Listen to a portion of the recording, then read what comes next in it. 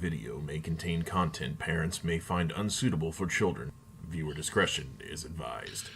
Hey everybody, it's Hunger again, and welcome to another podcast stream. We're gonna put some music on here. Let's see here.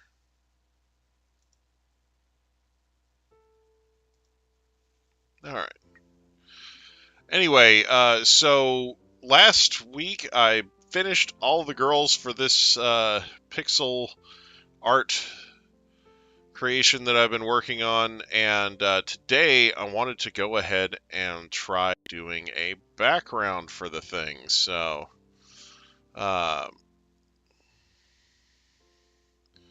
wanted to get kind of a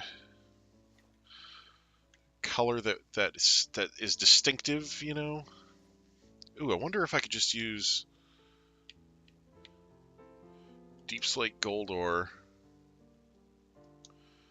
Because the idea is for it to look like space. Maybe this is a bit too much, but I'm going to put it down and then see what it looks like. You know.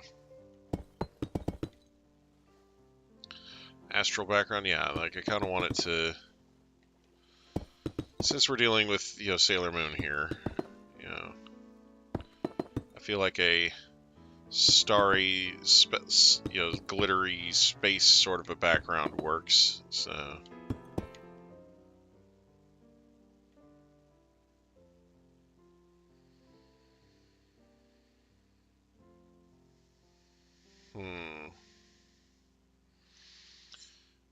Problem is from a distance it's just gonna look like that, like so. Oh hey, this song, wasn't expecting to get this one so soon. I have it on shuffle, so this is one of those few songs on the playlist with vocals in it.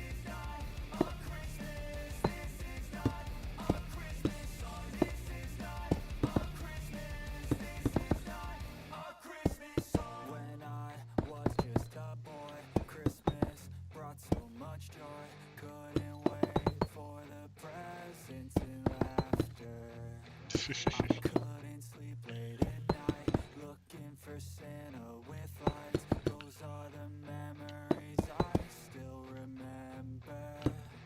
Then I became a man, lost sight of who I am. But right in front of me was the answer.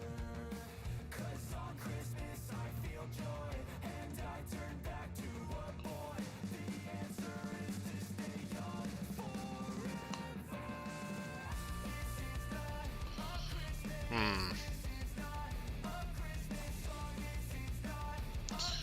Okay, so I'm thinking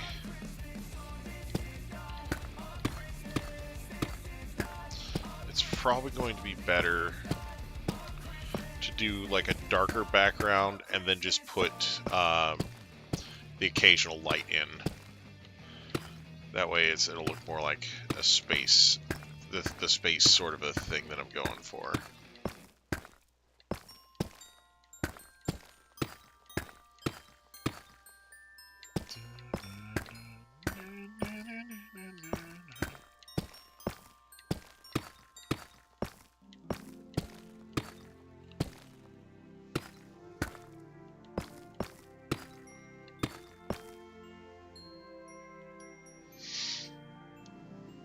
Okay.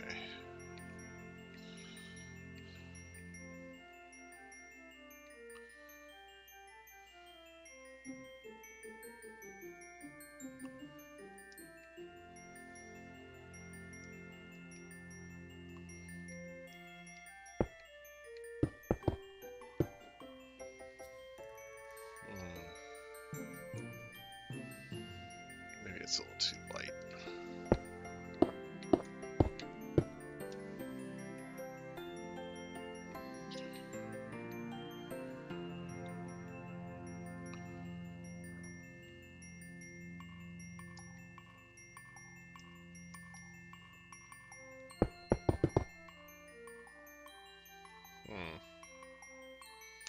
I feel like I could have used that earlier. I don't know why I didn't. Anyway. Oh, let's see.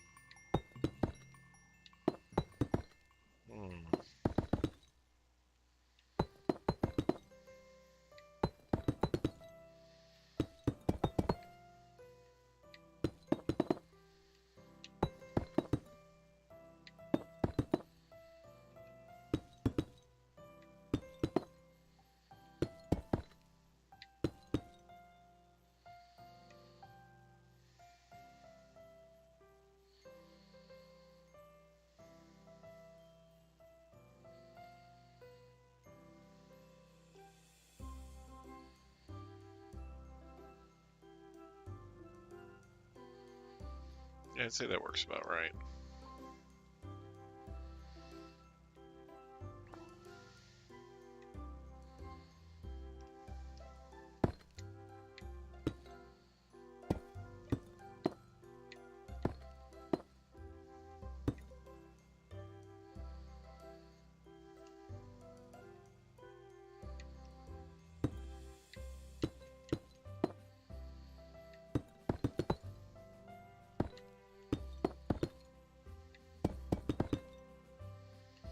Okay.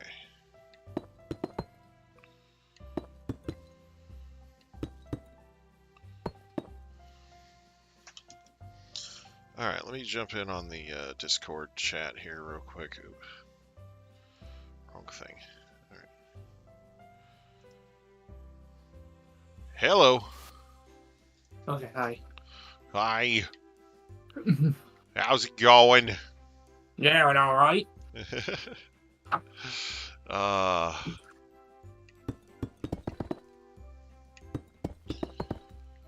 Man, there is just too much anime to watch on Saturday right now. In a way, I kind of hope that next season they don't, like, just bombard me with amazing anime the way they did this season. I feel like they won't. I feel like they'll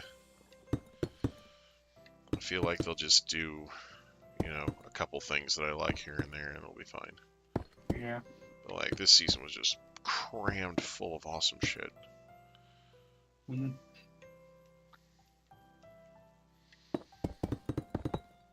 I Shall Survive Using Potions. Freaking, Tier Moon Empire, Apothecary Diaries. Yeah.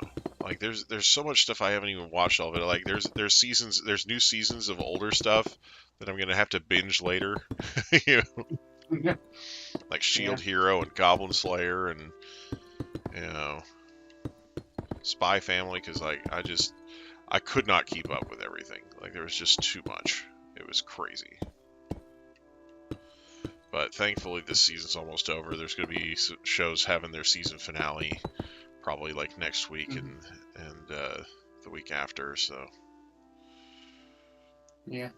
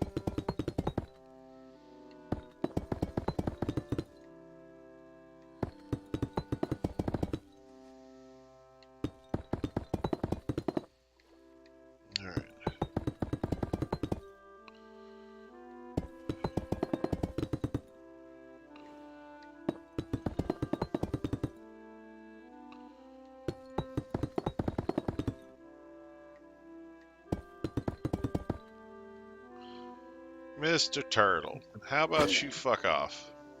There we go.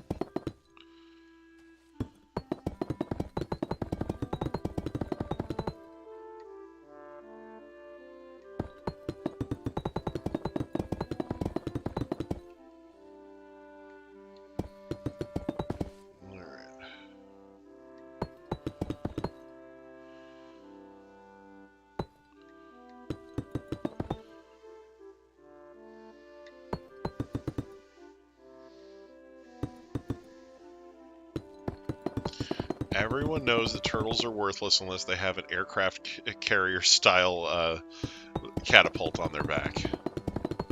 Right. Yeah.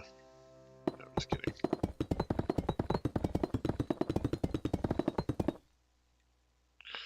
No, turtles are still way better than koalas.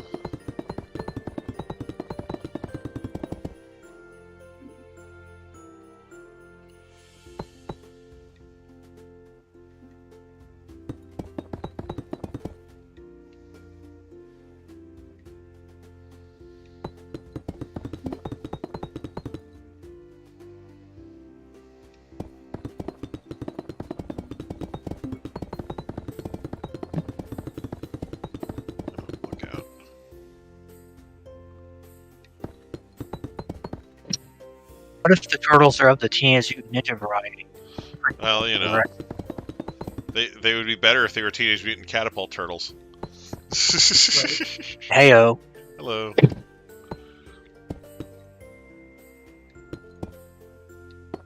Oh man. As in the catapult itself is a turtle, or they are catapulted? No, turtles? There's a Yu-Gi-Oh card called Catapult Turtle. It's I see. It's a turtle with an aircraft carrier style catapult on its back for launching things. Yeah. Yeah. Based. Yeah. Sounds like a machine card. No, it's actually it actually counts as an aqua monster. It just has the thing for launching stuff into the air on its back. So it's a giant turtle that basically functions the same way an aircraft carrier does, as far as allowing things to take off from its back. So I see. yeah. Definitely a mega launcher candidate. Yeah. Right. Well, it's funny because there's a guy that comes up to the store I work at pretty frequently, and he was telling me about this Yu-Gi-Oh card called Numeron Dragon, and depending on how you summon this thing, it can have a whole bunch of attack power when it's summoned. You know, like more than enough, like more than twice what you need to kill somebody, right?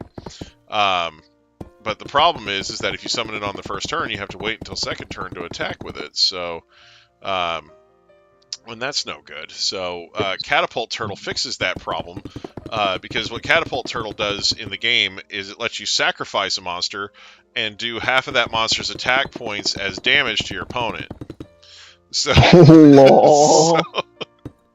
So Turtle basically, is the catapult. so basically, when he told me like about this Numeron dragon and how he could play it with like 17,000 attack points, I was like, oh, he needs catapult turtle to help him out, you know. So we started brainstorming ways to get both cards on the field turn one, and after about 20 minutes of like searching for relevant cards and things like that, we put the base idea for a deck together. He took it online to a website called Yugi Pro and started refining it. And so now it has like a 90-something% win rate on turn one. And the people on Yugi Pro are calling him a terrorist. So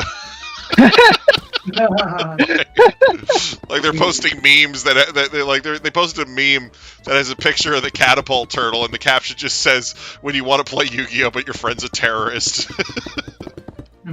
So you know, and it's funny too because catapult turtle has been around since the second Yu-Gi-Oh set. It is really old, like and you know, nobody's done anything like this with it before. Like this, like people are legit upset when they get beat with a card that old. Like, like it makes them so salty in their fifis. So, so yeah. So basically, part of the deck that he built out of it is using cards that aren't available in Yu-Gi-Oh! Master Duel yet. So we were talking about it. He had when those cards are added to Master Duel finally, he's going to give me the deck list for this, and I'm going to do a Master Duel series where I basically play it long enough to get all the cards for this deck, and then put that deck together and make people cry. The fun thing is that Master Duel has a thing where when you beat people, or when you play people, they can copy your deck list. They can use Master Duel to copy your deck list, and if they have all the cards, they can build the deck for themselves. So we're going to spread this deck online like cancer.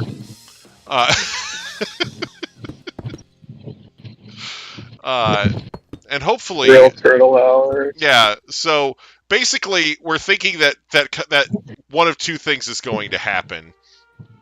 One, either Konami flips out and bans the card, or it bans other pieces of the combo, and then we just build different cards that that Cannon Turtle can throw at the opponent's face turn one. So it doesn't matter. Or instead of banning it, they like Konami realizes everybody's playing with it, so they start making like sleeves and deck boxes and ultra mega super chocolatey fudge coated super rare versions of it,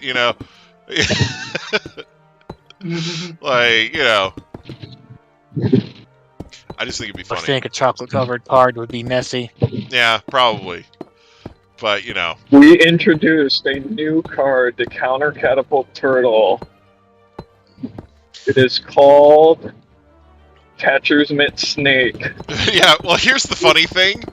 There actually is a card that counters it really well. There's just a couple problems. Common. Yeah, well, there's just a couple problems with it. Number one, it's a trap card. There are cards that you could use to negate its effect, and those are really good against it. Because if it can't use its effect, it can't launch monsters at your face. So that's helpful. But the best thing that actually just straight counters it is a trap card called Barrel Behind the Door. And Barrel Behind the Door says that when your opponent uses a direct damage effect on you can activate Barrel Behind the Door, and it sends the damage to their face instead. But the problem is, Barrel Behind the Door is also a direct damage effect. So it's its own counterplay already. So Barrel Behind the Door counters Barrel Behind the Door. So if you're playing like a late game, like if you get past turn 1 and you like you just want to be sitting there with a bunch of barrel behind the doors on the field, and then like you launch the Numeron dragon with the catapult turtle, and then they go barrel behind the door, and you're like, I barrel behind the door, you're barrel behind the door. And the thing is, even if they use all 3 barrel behind the doors, if you have 3 too, then they can't. Then they don't win that chain, you know, because they activate theirs first. So Yep. so Yeah. so you get to just direct the last barrage damage right back to their face. So yeah, no, it's fun. Truly, Yeah. the nuclear stalemate will keep us all safe. Right? Yeah, no, that's the, the mutual assured destruction via catapult turtle. You know, Oh my god, that's insane. yeah. You know, so you know, but we just you know, so when we talk up at work, you know, we always like reference the stupid turtle. You know? It's like it's gotten to the point where when he goes on Yuki Pro to play the deck, people won't duel him because they recognize his profile pic. Like, and he named his account Sneaky Turtle. Oh wow. So we started brainstorming ways to get around that. So we were I keep giving him like ideas for different profile pics and profile names so that people won't know just off of that. You know, so like I'll So, like, one of the names we came up with was Preemptive Hugs. It's just the hugs, the baby hugs from Care Bears in the profile pic. Funny. So yeah, just you know, and it's funny too because people have started putting notes in their profiles like "No Catapult Turtle FTK," like just it is so funny. Like they're so salty about it. That is insanity. Yeah. But yeah, there's powerful crickets. Cricketing. So I'm not a fan of Yu-Gi-Oh! Maybe. I'm not a big fan of card games. Uh-huh. I've had too many negative and disappointing and just plain irritating experiences with them. Uh-huh. I'm not a huge fan of card games either, but that sounds interesting as fuck. I'd say it's probably more of a you're not a big fan of card game players in general, but right, yeah. No, there's, you know, I know there's some card game players that you're fine with, but you know, there's a lot of card game people that have rubbed you the wrong way for sure. Anyway, not just people I've encountered, it's games themselves, yeah. the way that they're designed to just consistently reset themselves, so you have to constantly invest to stay current, especially if you're actually in the competitive scene. I've had problems with jumping on a new game because it was based on an IP I love dearly, and then their distribution is absolute crap. Yeah, like Lorcana, I've had that type of thing. No. Well, I know you didn't. I know you didn't have a bad experience with Lorcana. I'm just saying that a lot of people are experiencing that with Lorcana right now. Right, and that particular huge company and license, there's no bloody excuse. Right. With this one, the company was shaky at best, and I jumped on it anyways out of love of the IP and out of hopes that I would be one of the first few whales on the whole game and be able to, you know, help make it be a success. But no, it's just another in a long series of disappointments and aggravations, and it sounds like somebody is just getting the tar beat out of them in the background. What's going on with Holly on my Bali till I... What happened? I mean, are you Are you juggling like cardboard boxes full of metal or something? Because that's kind of what it sounds like in the background. Jeez. It's driving me insane. Hear that, or he lodges his microphone down a pipe. Jeez. Ollie on my bolly till I jolly. Who in? Oh my gosh. Yeah, right. I was curious as to who that was until I heard his voice, and I'm like, okay, that's Gwen.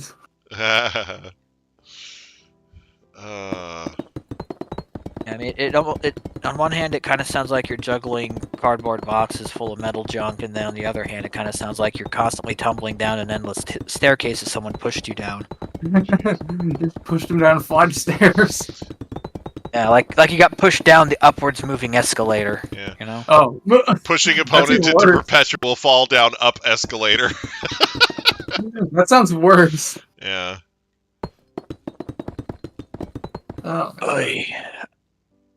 I kind of jumped on here to inform Hunger that due to circumstances beyond my control, our weekly gathering of the two of us for Thursday is canceled. Okay. It's understandable. Just want to give you super advanced knowledge. It's a busy time of year, so... Yeah. Alright. But yeah, that's understandable. I'll give you more details That's later okay. on, but I just thought I'd give you super advanced notice. Yeah, totally fine. Appreciate it. So you can plan accordingly. Yeah. Yeah. Or just nap all day accordingly. Oh man, yeah, nap all day accordingly sounds like the plan. Anyway. You gotta do something fun every day, otherwise you'll get sick in the head. Yeah, well, Firmly that's believe that. one of the reasons that I stream, because it's fun and I enjoy it. Yeah. Cool. And I can entertain other people while I'm at it, so, You mean like you're doing now? Something, I mean, right now I'm just building, pixel art, basically, but, Right. Oh, did you finish the Sailor Moon thing last week? So the girls themselves are done. I'm doing the background right now. So basically all I'm doing here is just filling in the awkward... Filling in the blank. Blank spots, basically. And then, once I'm done filling in with this color, I'm going to add some lights to it so that it looks like stars, I think that's the plan, is to make it look kind of like space in the background. So you're not gonna squeeze in Tuxedo Mask, no, or his eccentric cousin Bowler Shades. Bowler Shades, what the heck? Yeah, he wears a bowler instead of a. I feel like the cats have more right to be there than Tuxedo Mask. Jeez. Yeah. He wears a bowler hat instead of a top hat, and instead of a mask, he wears a pair of shades. No, that's... And he wears a nice Italian blue outfit. Oh, no. That just sounds like a member of the Mafia. Exactly. Oh, God. Here's a navy blue suit. Maybe royal. Oh, God.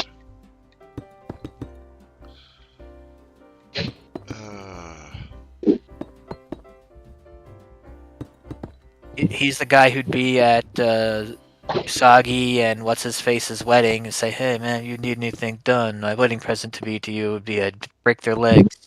Say the word and it's done. Right. And I can make that stereotypical joke because I am, in fact, Italian. Fun. It's the one race. Aren't they called something different over there, though? Yakko, Warner? No, that ain't it. Jeez. Oh, Yakuza. Oh, that's Yakuza is the Japanese mafia. So, that was my joke. Yeah, Japanese organized crime. But the difference between regular mafia and Yakuza is the Yakuza will take their shoes off before they walk into your house to break your legs. Okay. Very responsible. They're very respectful. Yes, they'll say, "Oh, excuse me," before they knock your eyes out of your sockets so that you can watch your own vicious beating. Yeah. They'll say thank you for the meal as they eat your wife's home-cooked bento after taking you out on the street. God.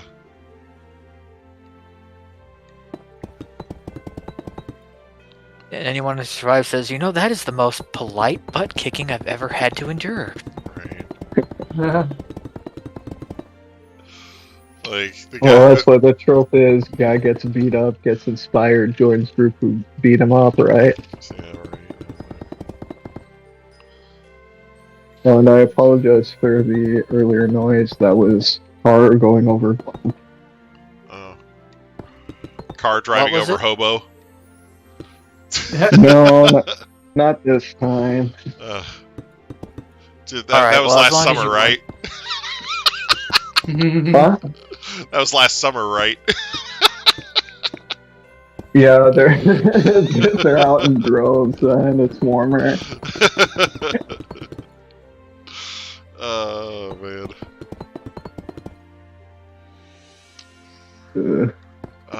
We could actually say that about frogs where I grew up. We had a season, I don't even remember what time of year it was, but they'd come out and go all over the road and people would just hit them because they didn't they didn't feel like waiting for frogs season to end. Well, and the thing is,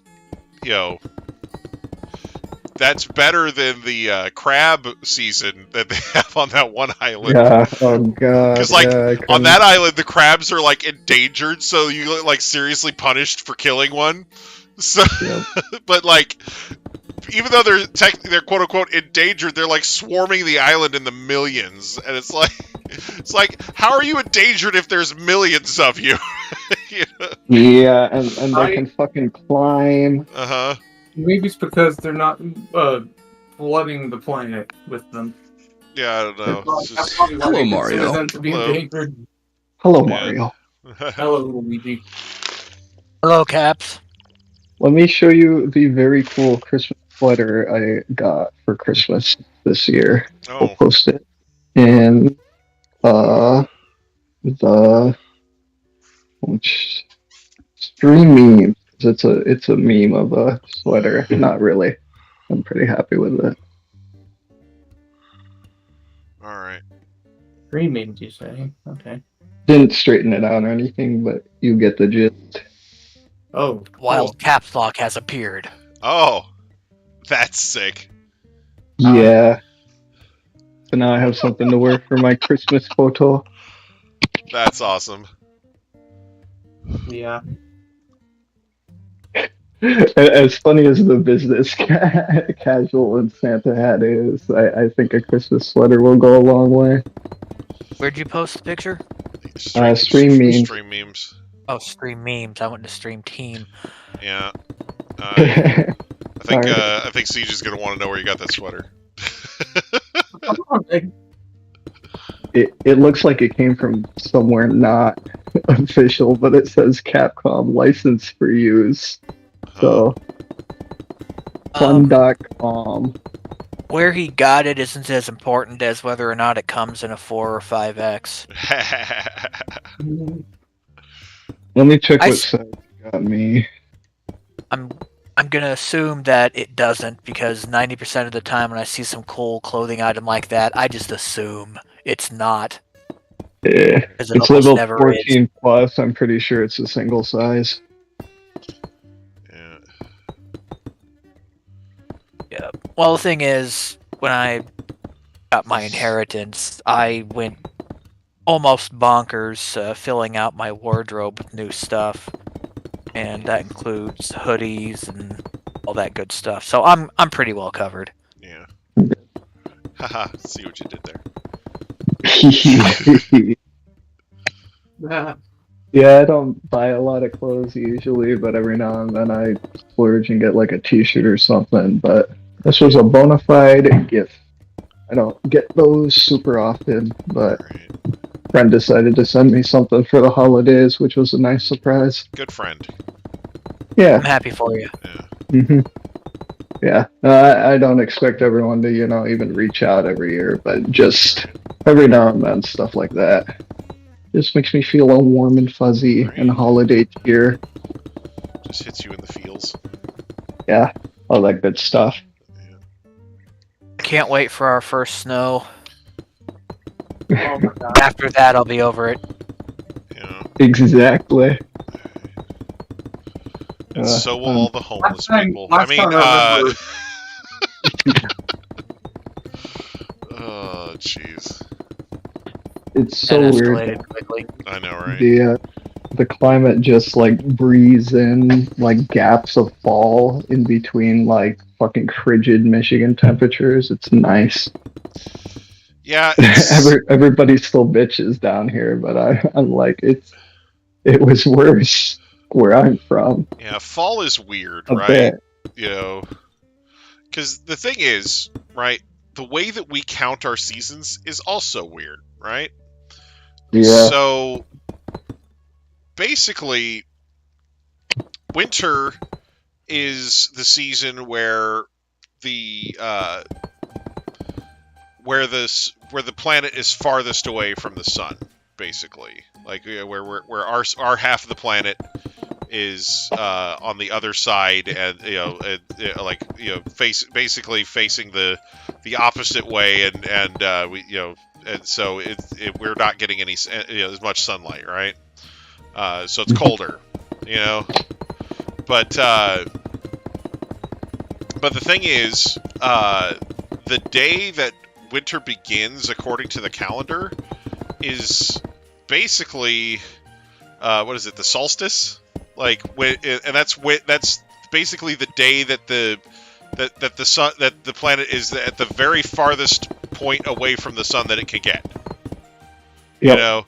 And then like December 20th. Yeah. So, but the thing is, by that time, it's already like, so basically every day after that, it's moving back. Like, so it's just so it's like half of it's already done. It's like first, actually. Yeah, it's like it's half done already. So it's weird. But but it's it's just weird because, like, it does feel like it gets colder after that, but it's interesting, like. Some of that too is like just large bodies of water sustain the temperature. Yeah, like kind of like residual heat that's being conducted throughout the environment and everything. Yeah, so there's a ton of factors. Or residual cold in this case, Right. But yeah, so it's just interesting. Yeah, it's, Yeah. Like, oh man. And yet there were kids who zoned out for this completely in high school, Right. despite how interesting it was. Right. Because they had no imagination or desire for knowledge. And that's the thing is, I've always tried to cultivate my imagination whenever possible, because I feel like it's a great resource that a lot of people waste. Yeah. Mm-hmm.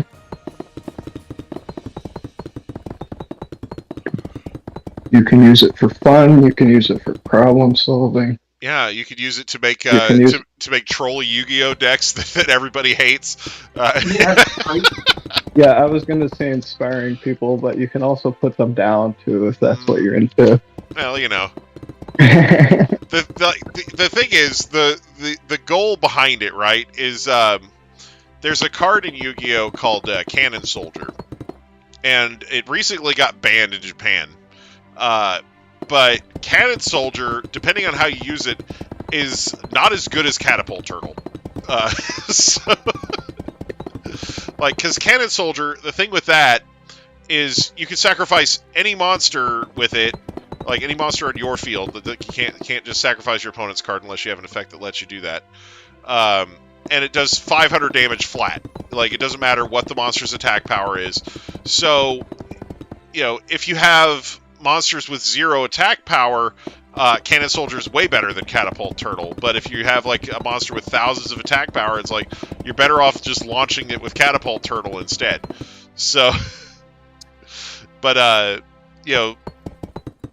it's something where there's a bunch of cannon soldier decks that basically just let you summon and sacrifice infinite numbers of monsters until your opponent dies on a loop. So it got banned, and the thought, but it only got banned in the Japanese version of the card game. It's still legal here in the U.S. So my thought was, well, Catapult Turtle's worse. Let's try to get that banned. And then if they ban that, then we could break Cannon Soldier too. So, but yeah. Don't mind those weird ass looking white lines that you see. I'm just measuring. Oh, really. You're measuring things out for the map? Yeah, it's a lot bigger than I thought it was going to be. It's very, very, very big. It is very, very big. Right? Shit. What's the name of that dragon, Hunger, that you were talking about? Oh, Numeron Dragon. I believe it's an Xyz monster, XYZ.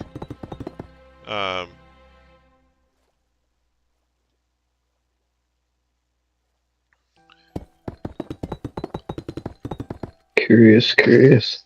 Yeah. I would like to possibly spread this mental flashbang, if possible, amongst your efforts.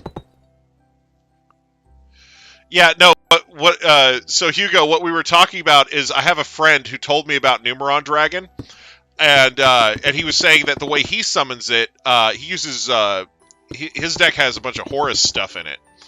So when he summons Numeron Dragon, it's at like 17,000 attack power. So when he told me about it, my first thought was, oh, Catapult Turtle is his friend. So we started brainstorming ways to get the two of them on the field together on turn one. And then about 20 minutes later, after like researching what kind of cards we could use to make that happen, he had a basic deck idea in mind for it, and he put it together and went on Yu-Gi Pro with it, and everybody hates it. Yep. So basically tore up the competition. Yeah, so it's got like a 90-something% win rate now, and that's before people started conceding just after seeing his username. But anyway, everyone wants to fight him anymore because that's it. Yeah. People started started conceding as soon as they see the username because they're not down for it. Anyway, I can't. Yeah, I'm not strong enough. Well, because there's a card.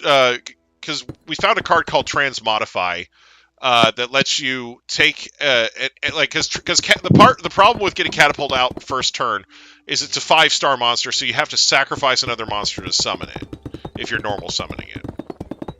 So the solution we came up with is there's a card called Transmodify. It's a spell card.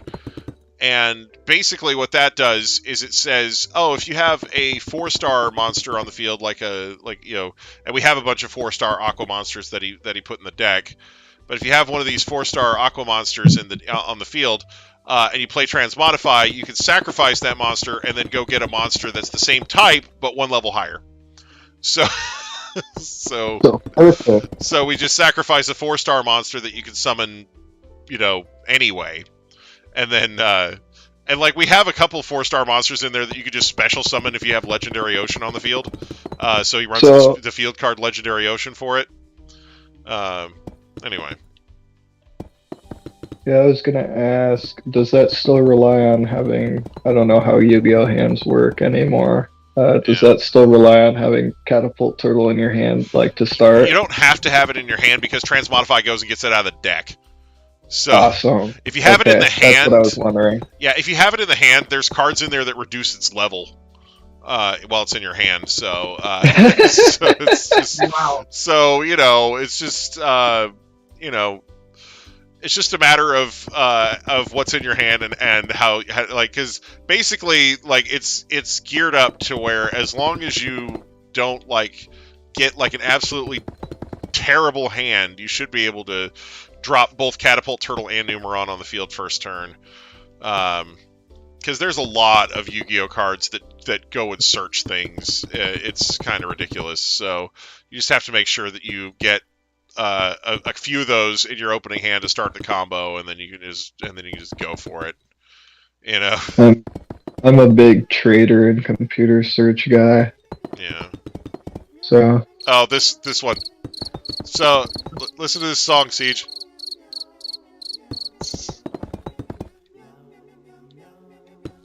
Listening. Yeah. Like on the not on the stream. Like the song is playing on stream. Oh, crud! You're missing it.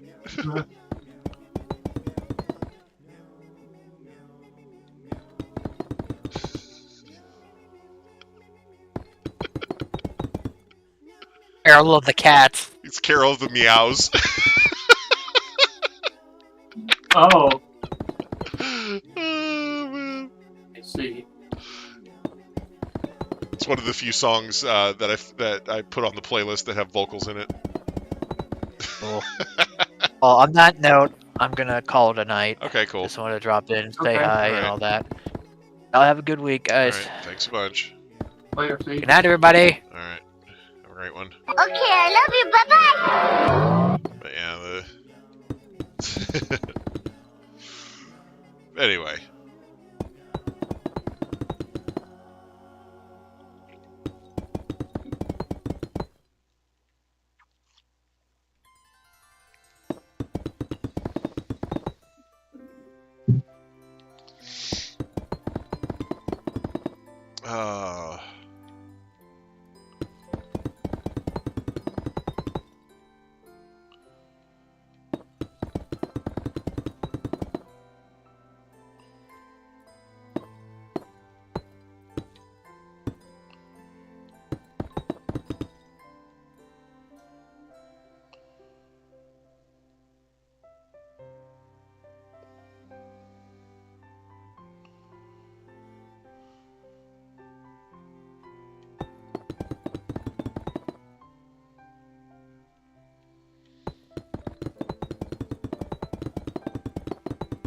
Well, your map's only slightly off. Oh, yeah? As in, this is still going to be a bitch to move everything. Oh, no. Well, I mean, if you need to, you could just expand the frame out, until it hits the... When you see how close it is to the edge of the frame, you're going to... Let me just show you. Oh, no.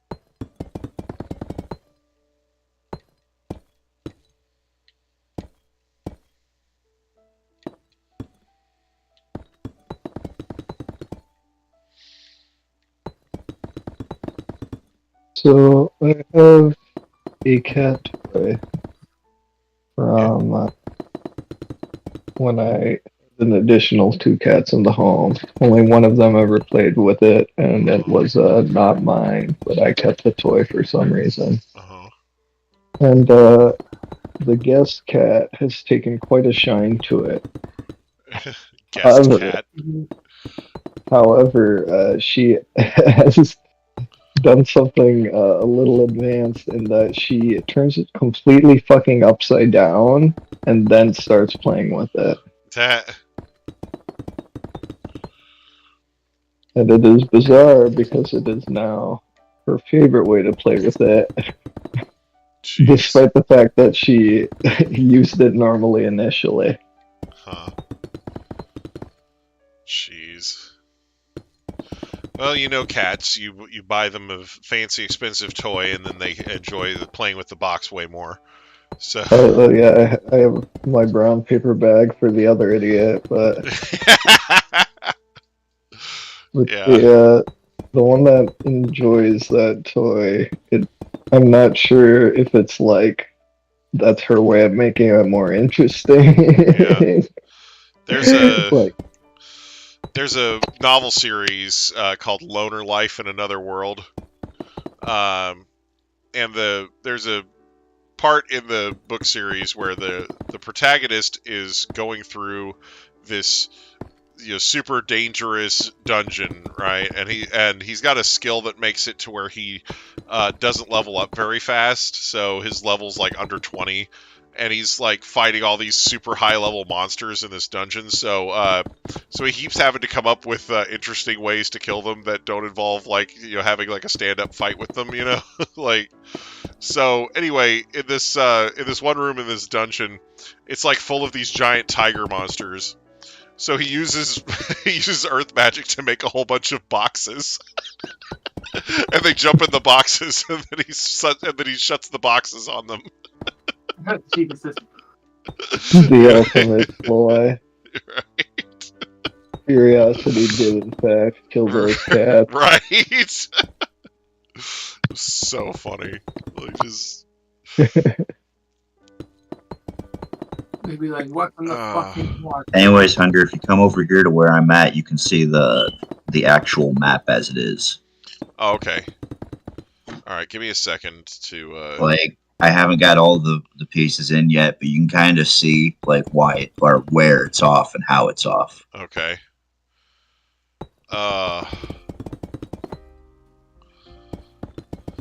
Maybe we should have measured the canvas first then. All right, let me let's see, where are you at? Oh, is this it? Where you got the little?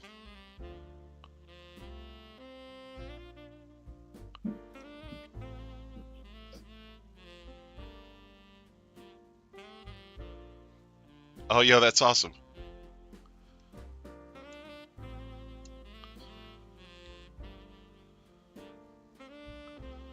So yeah, it feels like it does kind of need to scoot over a little bit, huh? Yeah, my one problem with that is it's like I can't move all this now because there's actually too much to clone. Yeah. So. Shit, that's what I was worried about. Like. Yeah. I mean, I could do it. It's just going to take us a bit. Yeah.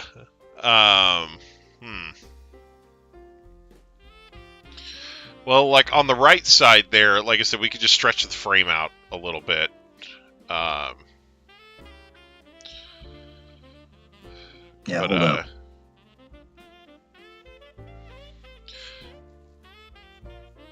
I mean, maybe we could just stretch the frame on both sides and like put like a big moon up there or something. Like, But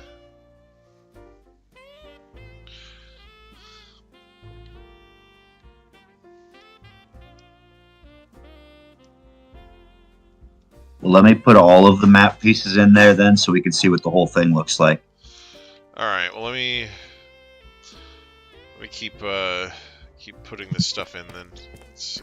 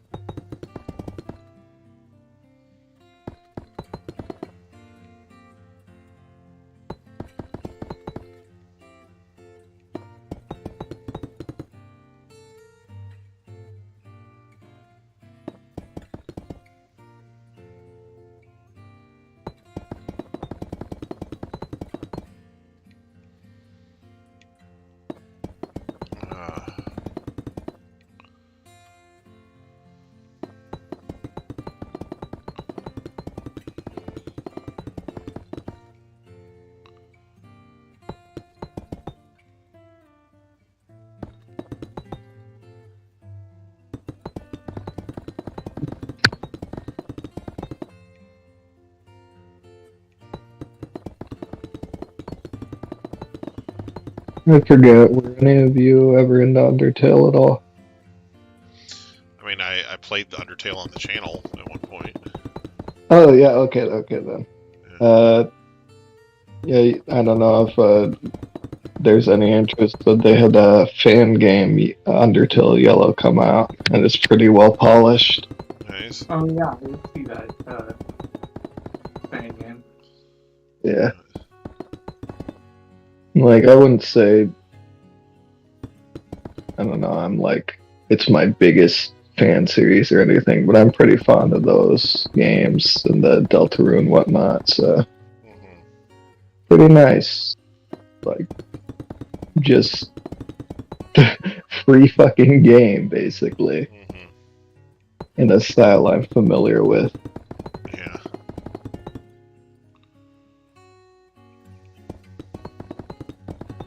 So that was another Christmas present for me.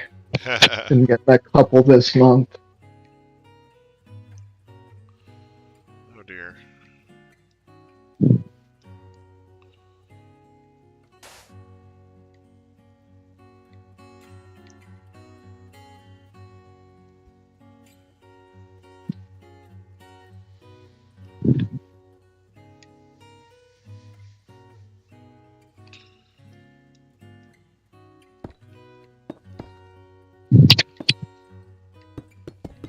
Sometimes I wish it's just ate like corn or something.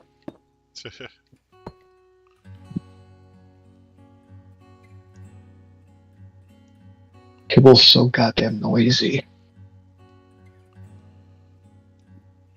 It's part of it.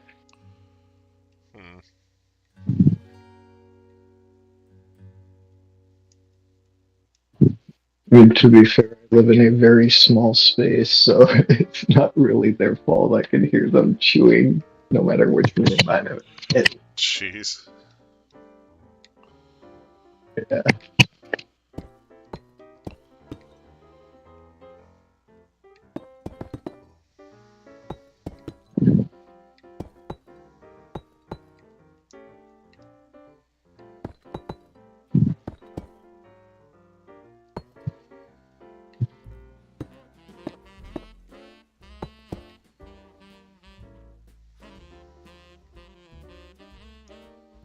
Well, it was definitely always going to be too wide to fit into a four, or two wide frames. But you could have done too tall at least. Oh well. Yeah.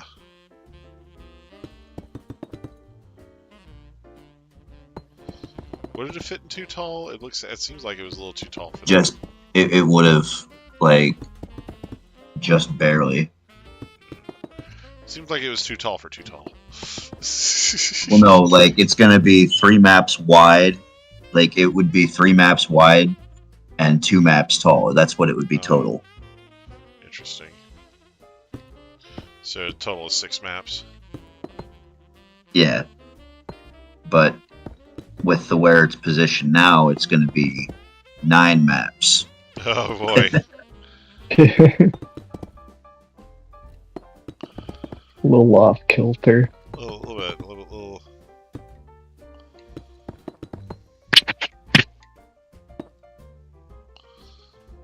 Maybe I should look into adding a tuxedo comment sprite.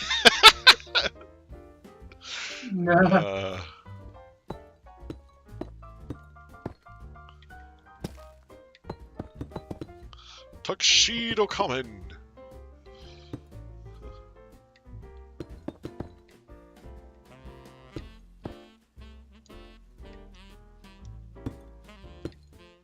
Oh, and I never really watched much Power Rangers. Have been watching one of the Super Sentai seasons with some friends recently. Ah. Yeah, and it fucks me up because I can't remember the actual name of the show. We just call it Abba Ranger. Oh, Abba Ranger? Yeah, it's fucking great. That is a stellar show. Right. I think I've got a problem here. Give me a second. Problem. Yeah, I think I may have forgotten to color in this part. this part looks like it's part of her legs.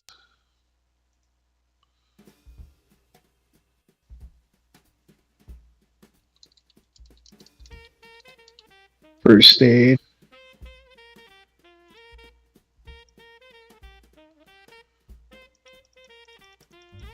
Alright, let's take a look and see what this looks like. Oh, yeah. Yeah, that's definitely supposed to be colored in. Whoops!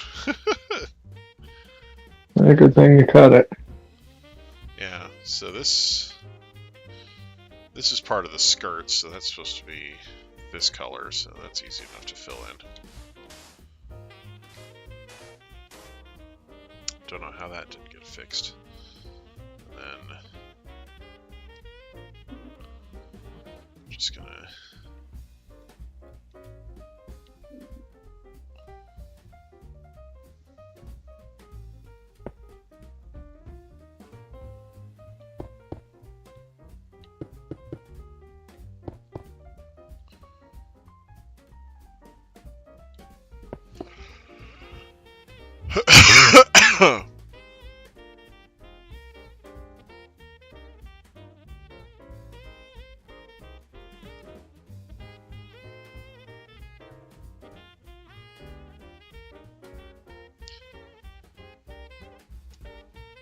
Alright.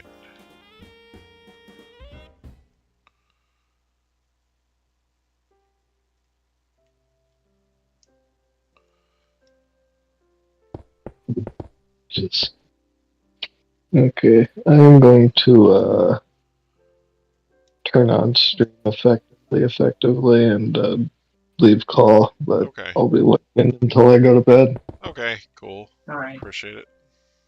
Take care. Alright, thanks. Have a great one.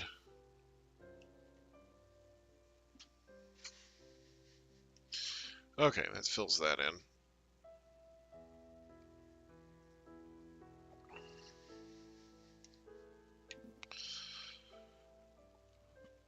Glad I double checked that. Because I was like, wait, that doesn't look right. It definitely wouldn't have if I had gone on and...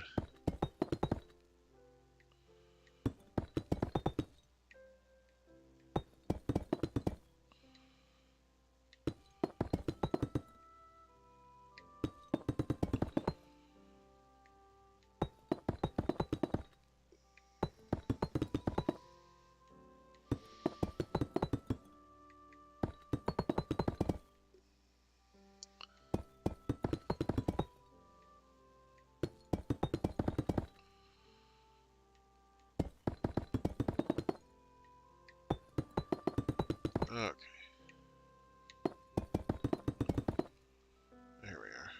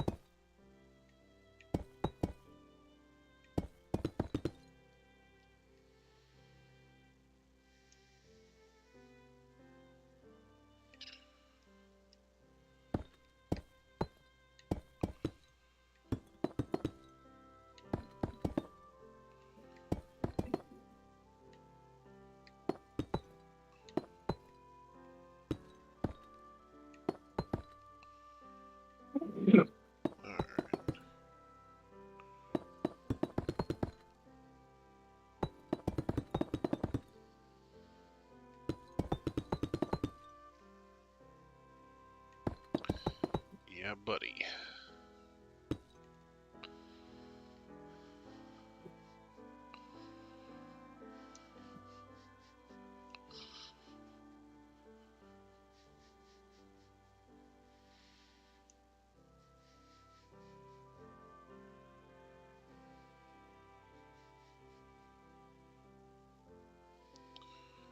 Go ahead and fill these in.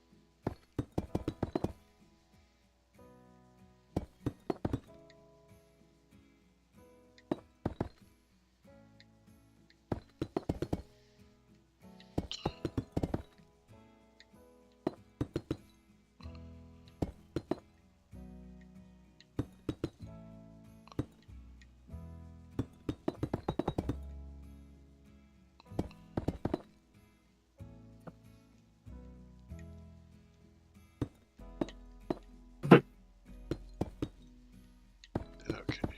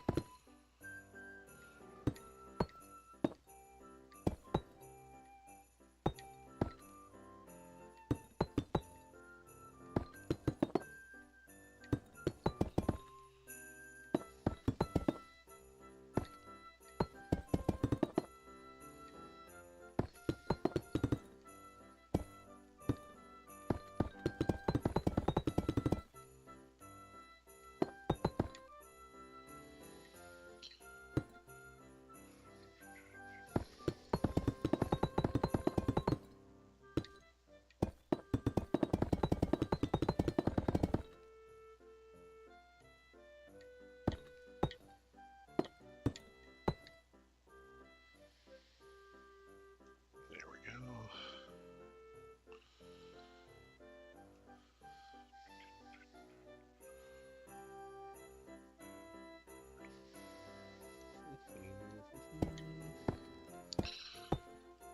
Oh, man.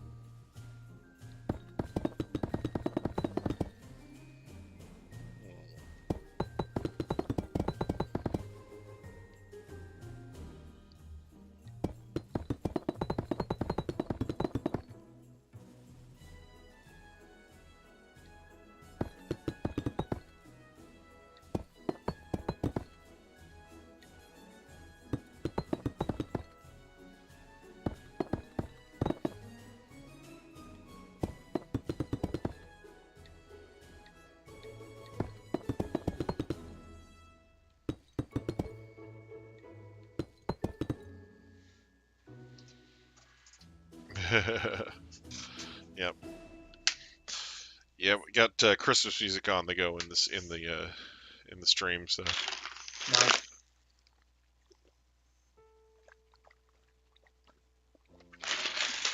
I did a poll last week asking if people wanted Christmas music in the playlist for the next couple podcasts, and they said yes. So there were a few people that said no, but anyway, I picked mostly instrumentals, so it shouldn't be too distracting. And Mariah Carey's nowhere to be found because it's all copyright-free stuff. So. Or not copyright-free, but stuff that I can use with permission on YouTube and not get copyright claimed or be forced to share revenue. Right. Yeah. So copyright safe is more is the more correct thing.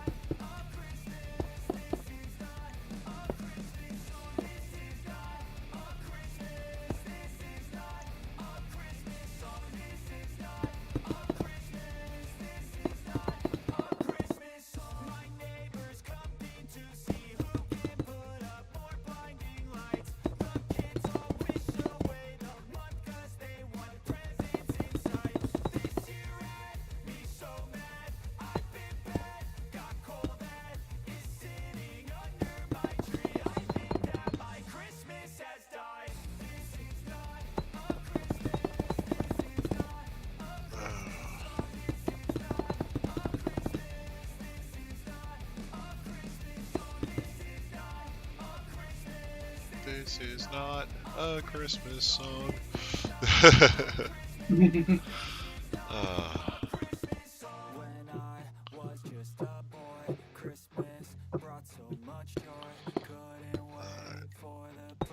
It's one of the few songs that I picked that has vocals in it.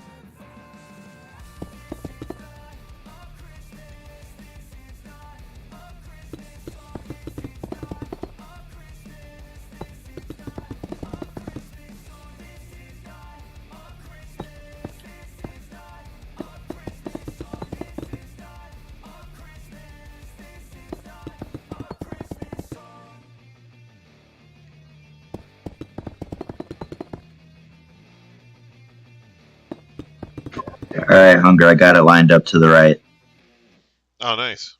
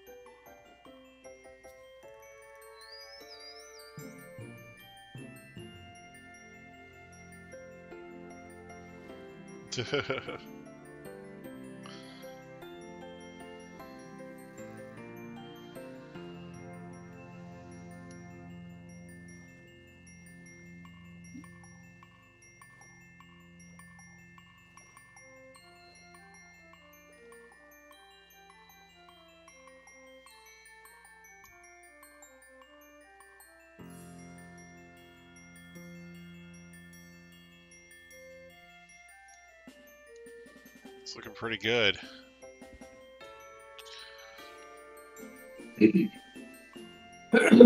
Yeah.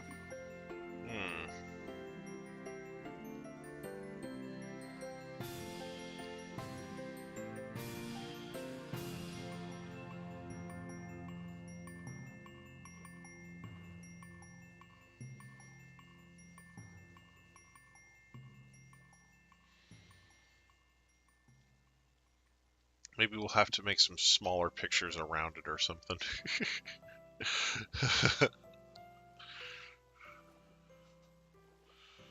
And post it all as like a collage or something. Anyway.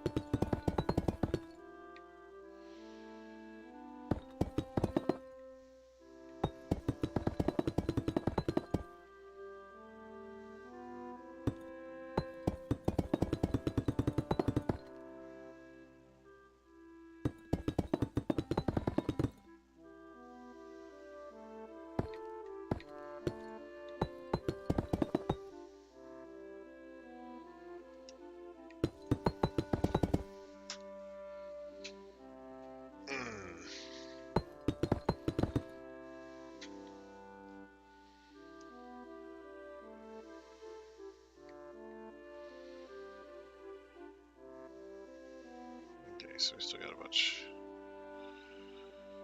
Still got a bunch left to cover, but it's looking better.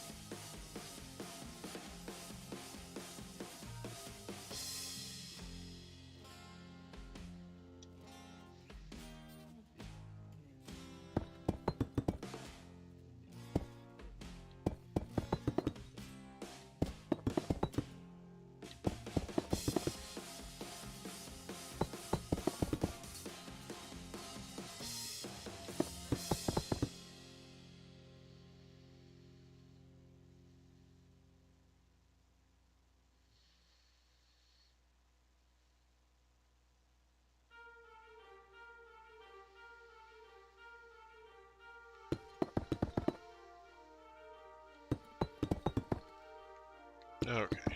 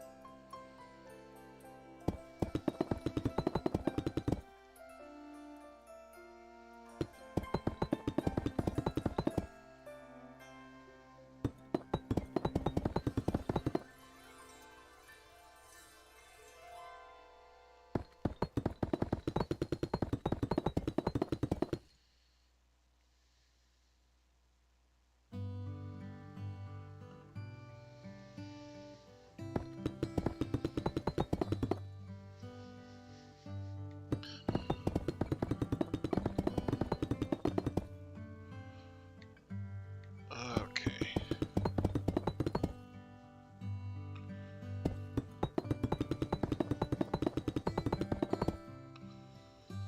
Man. I knew it was going to take a long time to do this background, but dang.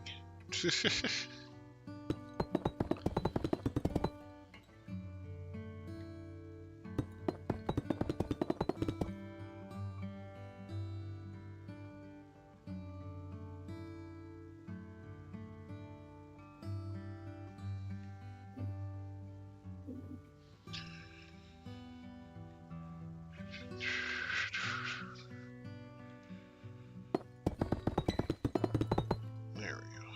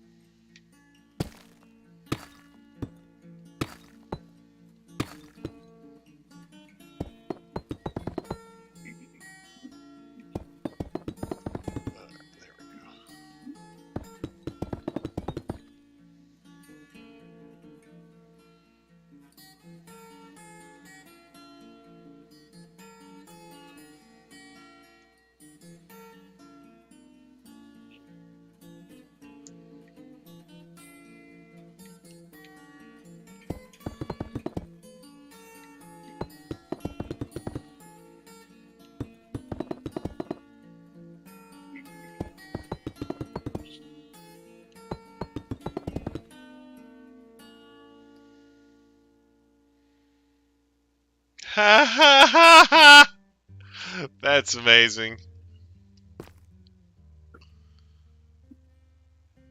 Did you get a shiny with the same mark, or is it just the...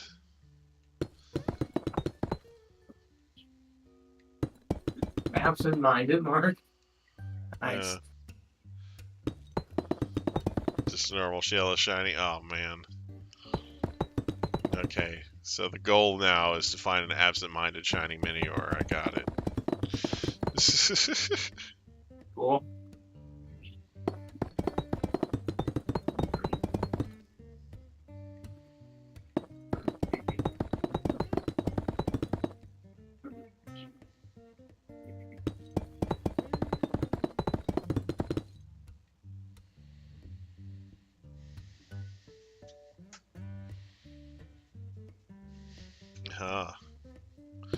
Oh, yeah, the new lock-on thing where you can see if they have a mark or not before you try to catch them.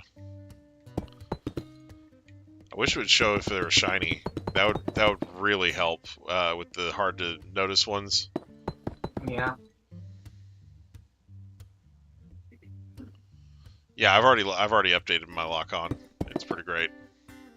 So bye.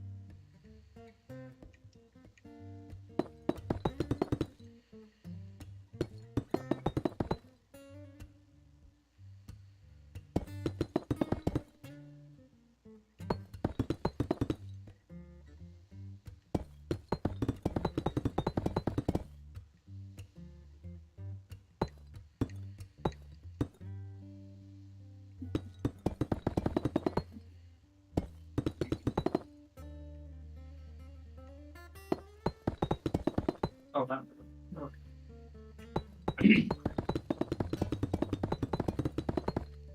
Ah, Jesus.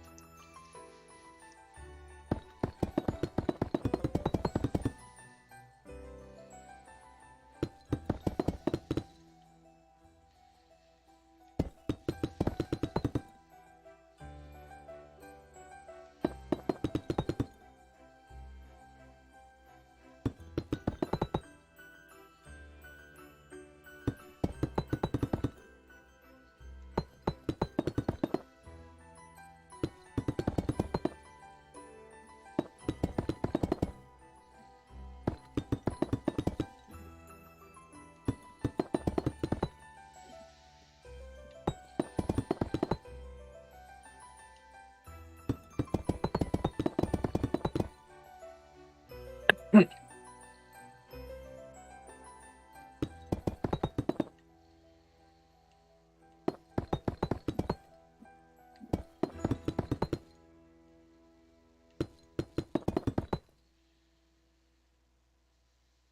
the dog doing? Yeah, what is the dog doing? I don't know. It wasn't my turn to watch it. Your mother? I'm just kidding. Dang.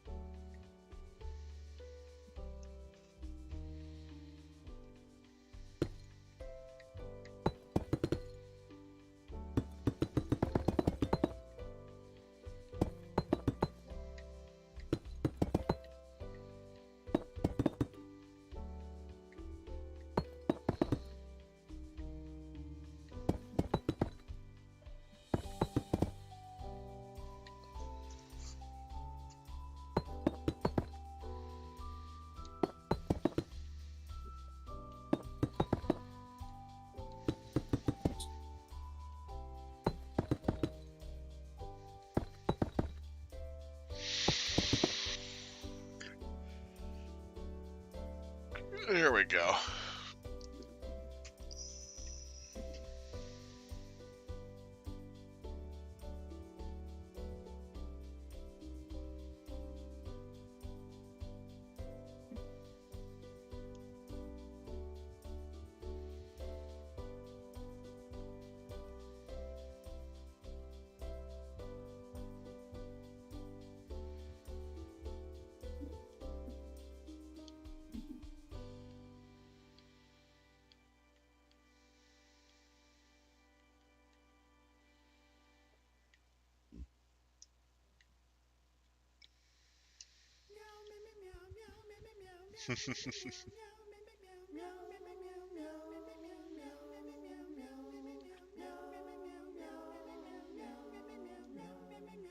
Okay, it's the color I think it is.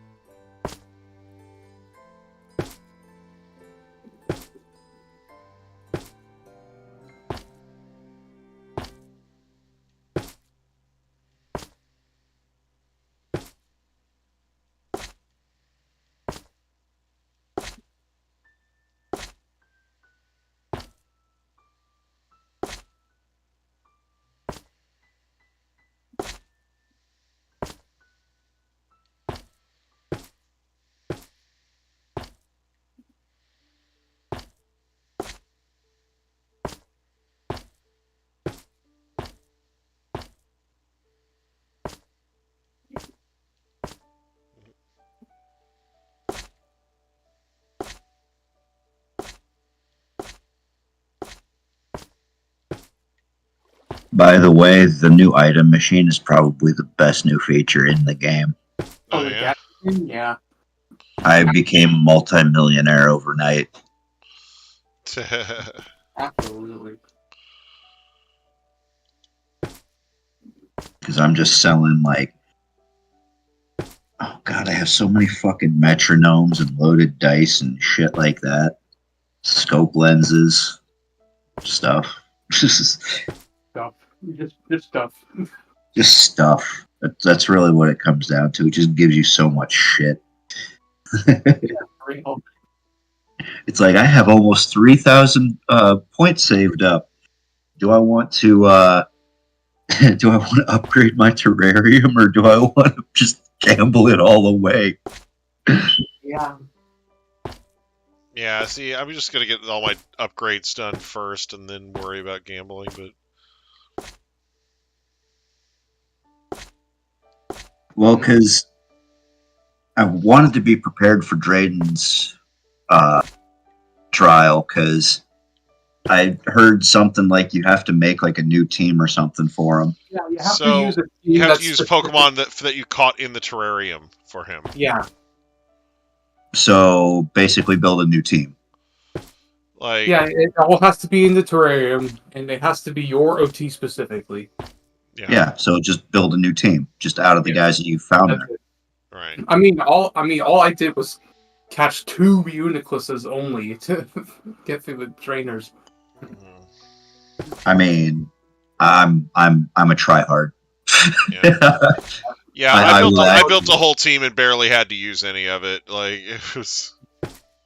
I'm a tryhard when it comes to look up Pokemon. Because like I've already got like an Archaludon like fully maxed out. Like I've actually got I've got a full team already built, and I'm working on 3 guys at the moment. Yeah. Also raid Denmons don't count either, even if they are in the terrarium. Oh, I know. Like, because it never actually tells you like where they're from. It just says that they're from a raid den, and that just means that it's a generic location. Yeah. Right.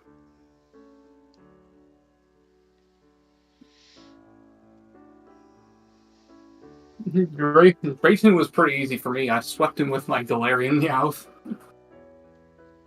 I haven't had too much trouble so far. Like the fire one was like, I think the fire one got one of my Pokemon.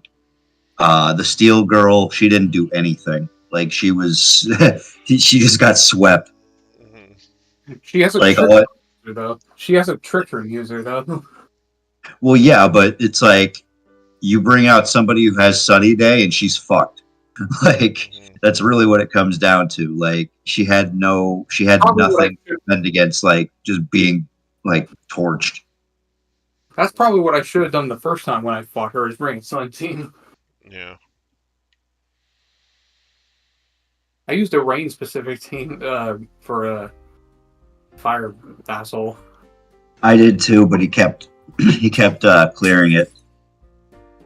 Like he was the second guy I took on. I took on what's her name? Amaris? Amaris. The girl that has a crush on Kieran. Yeah. Oh jeez. She does. Like it's pretty much very implied in the story. Yeah. I actually thought it was kind of adorable because she has no emotion otherwise. Uh-huh.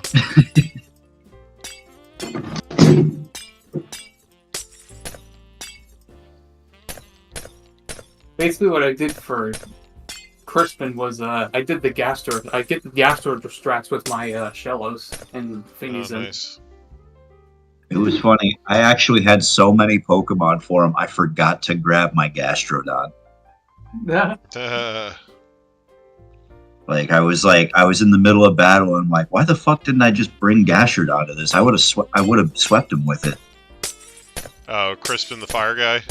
Yeah, because the guys I had them setting up rain, and I had them like using like surf and everything, and I'm like, dude, this team would have just played off of each other if I would have just brought Gastrodon. Yeah.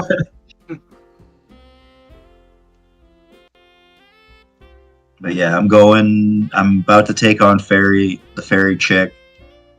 I'm saving Drayden for last. Oh yeah, he's the one I had the most trouble with. What, Drayden? Lacey. Oh. Yeah, because I beat Drayden and the fire guy already. Like. See, well, for Lacey, I'm not too concerned. Steel types are kind of my thing, and I mean, I also have like Alolan Muck and stuff like that I've been raising up. So it's like I got some good poison types and some good steel types to. Oh shit, he's already. Hugo really wants to trade. Here, let me get this taken care of first. I will say this show, though, she does have a poison type herself. I'm not going to say what it is, though.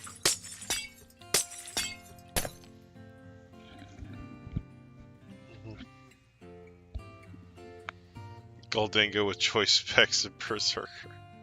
Berserker, turn, and X special, and Gholdengo, nice. Oh, those X items that everybody forgets exist. Right? The only time I had to use it was during Kieran's final fight. It helped my Hisui Voltorb eat hits.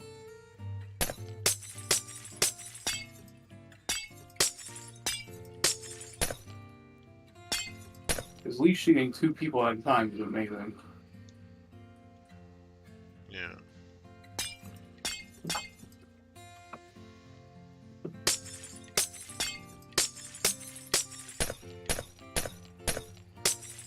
All of the matcha gotcha.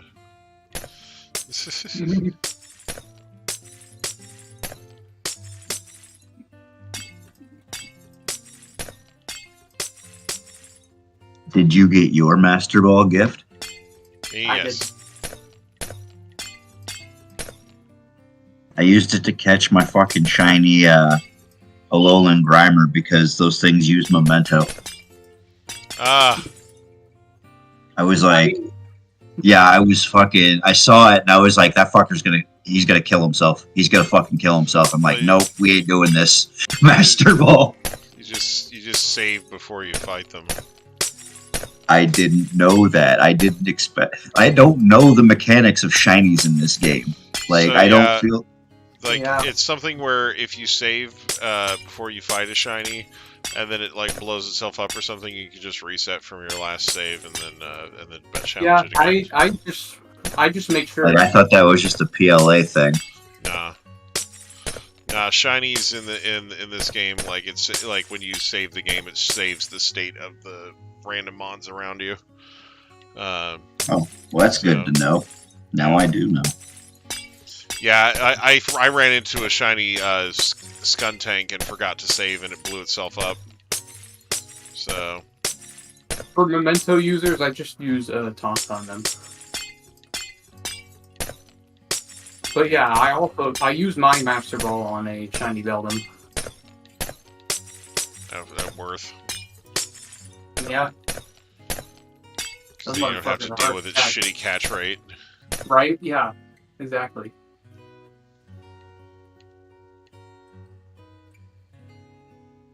Good as Gold blocks Memento. Does it stop it from activating altogether so they can't kill themselves? Sweet. Oh, that's good to know, actually.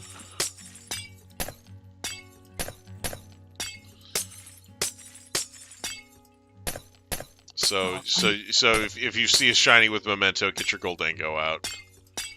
Right, yeah.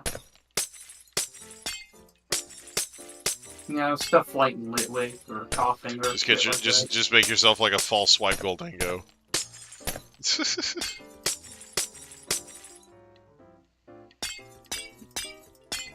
Alright, Hugo, I don't know if you're watching or not, but I got your guy right here. Oh, Gholdengo doesn't get false swipe. Oh, that sucks. I'm sending you a shield on with a Star Suite. You already caught a shield on. This one's got a Star Suite, though. We were in a union circle one time, and I spawned a shield on for him. Right, but he's giving him a star suite is the important thing. Is what he's getting at. It's the item that he's trading more than the mon. Wait, did you already catch an Valkyrie though?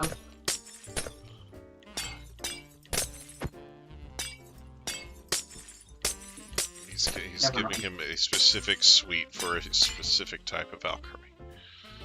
That's the idea. Oh, is it like the rainbow one or something?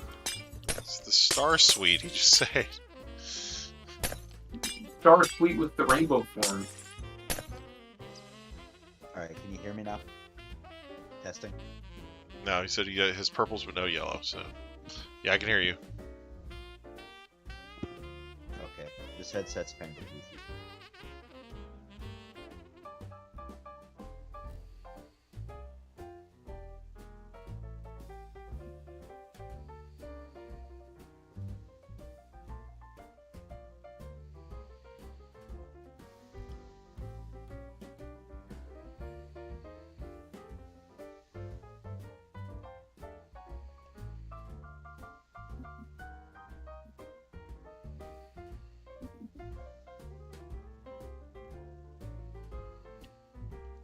I don't know what has gone on with my shiny look today.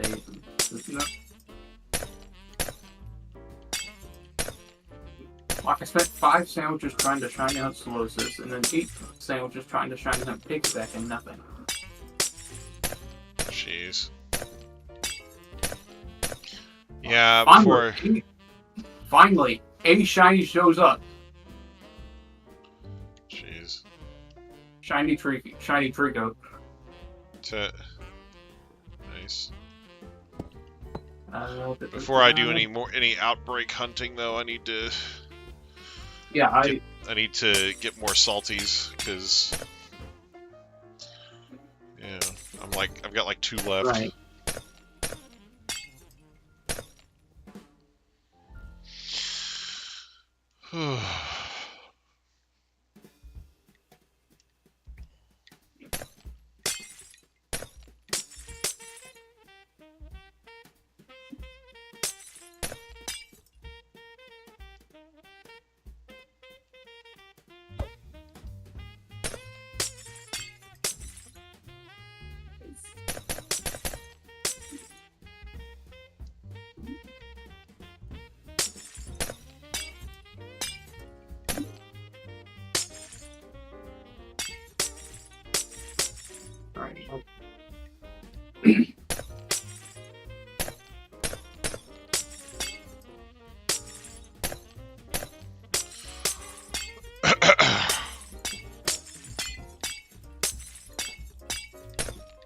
Yeah, I need to grind for. I'm not low on running low on any sort of herbas because I have over 200 of each.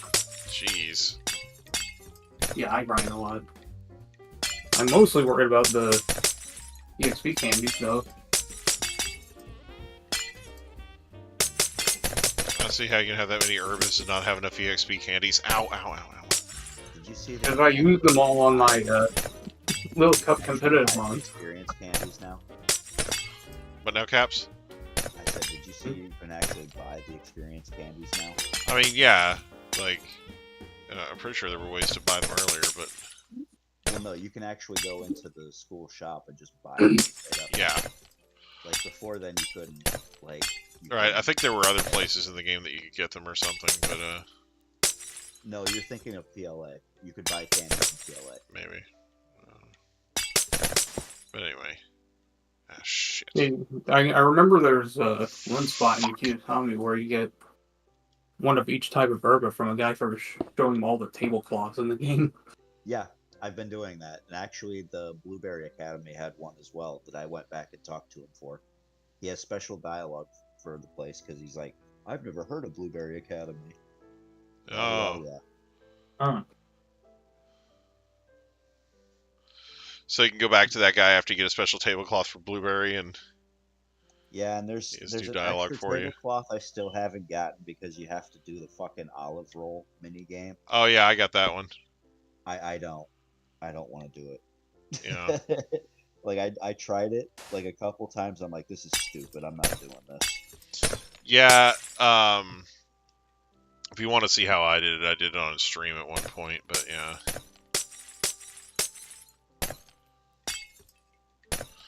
It was a pain. It was a massive pain. Did I actually complete it on stream? I might have actually done it off stream. I can't remember. Now I think about it.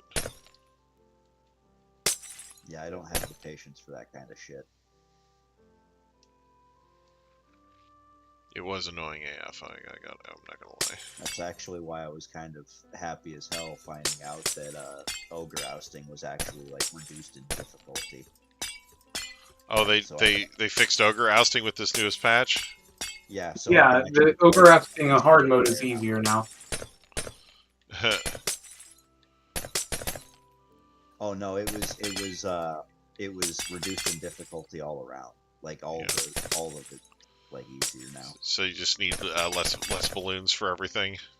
Yeah, like it's like especially for single player, like because that was just bullshit for single player. Like, yeah, you couldn't do anything in single player after after normal or easy, whatever. I could barely fucking beat it on easy. I'm not even gonna lie. I fucking hated it. Like I was like flat out. I was like, I am not playing this. Like I said, I had no reason. I don't even need like a shiny. I don't even need the shiny Munchlax that bad. But if it actually is a lot easier now, like I was saying, it's like, well, that's probably the best way then to get your Pokemon fucking max level and everything then, or get them all like stats maxed out. Yeah.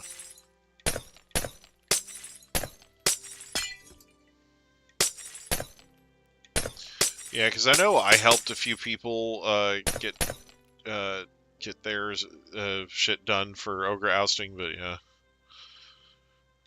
Right. Yeah, my problem is that this is the only night of the entire week that I actually bother staying up. Yeah. Like, and even then, I'm still struggling to stay awake right now. Actually, even like, I woke up like a half hour late, like half hour into the stream. Yeah. And yeah, I was like, because I took a nap. I usually take a nap before the stream. Yeah. It's understandable, because... What is it, like a 3-hour time difference between where I'm at and where you're at? Something like that.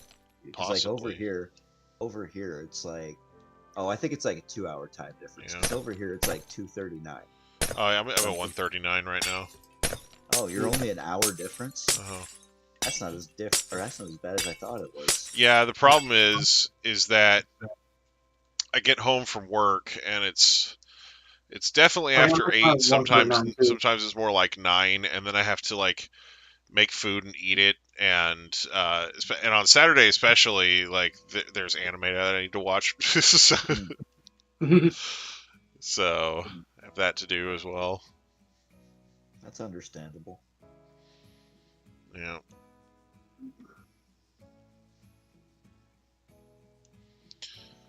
Okay. That is looking a lot better now. Okay, because it was just showing up too pink on the animation station. Okay, so I think I'm probably going to call that good for now. Yeah, the stars are in weird positions, but you know what, it works. I mean, what do you want me to do with the stars? Like, it's just. I mean, I'm not saying it looks bad. It looks fine. It's just, I don't know. We could still put an actual moon in the background. We could. Because we have all that space now. Yeah. Yeah, it's supposed to be like an astral background. See, my joke was, it's like, we'll just make it a collage of a bunch of different anime characters now, and that'll just be and the Sailor Scouts will just be the centerpiece. Right. Yeah, we could do that. surrounded by like everyone else. Yeah. Yeah, I could, oh wait. I missed a spot, fuck. But yeah, that was kind of my thought, is we could do a bunch of other fucking Sprite deals there and just kind of put them around it, and then that would fill out the rest of the thing, and then it would make a nice spot for the mural. So yeah, because my other thought was, you could actually like I could actually just move it while we're off stream, but it's really gonna take a long, like a bit of time to actually get all that moved into the right spot. All right. Like, and even then, it's still gonna be. I'm still gonna have to line it up more towards the bottom of the map. Yeah. Than the sides. Like, the sides aren't as big of a deal to me. Like, because that's Right. What the fuck are these cats doing? All right. Well, I made some changes to it, so hopefully it still ends up looking okay.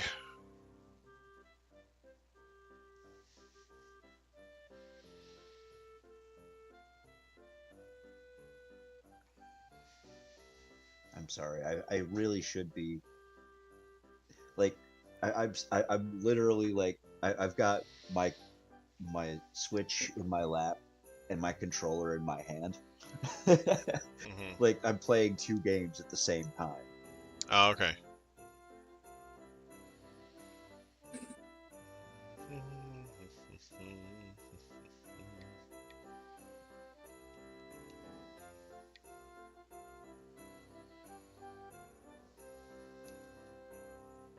I really can't wait for you to get back to town, though, to see all the shit that we worked on. Yeah. My brother actually finished the house I asked him to finish. Oh, so you didn't have to put a giant jester hat on it? Oh no, it was gonna be a straight up clown head. Like, I was gonna make a full on 3D clown head. Yeah. I had the schematic in my head and everything. Yeah. But no, he turned it into a clock tower. Oh, nice. But yeah, so now I gotta surround all the rest of. I've still gotta, because I'm cityfying all of it. Yeah, is the clock always at the same time? He wants to set it to permanently be 420. Oh, okay. If not that, what I'll probably end up doing is figuring out some way to make it so that it changes time based on the time of the day. So yeah. Like when it's like nighttime, it'll just like change into like a night setting, and daytime it'll be a day setting. Probably just like, I'm not sure exactly how I'm gonna finish. I mean, I feel like you could just put an NPC there and have and have them be like, well, even a broken clock is right twice a day. You know. You know.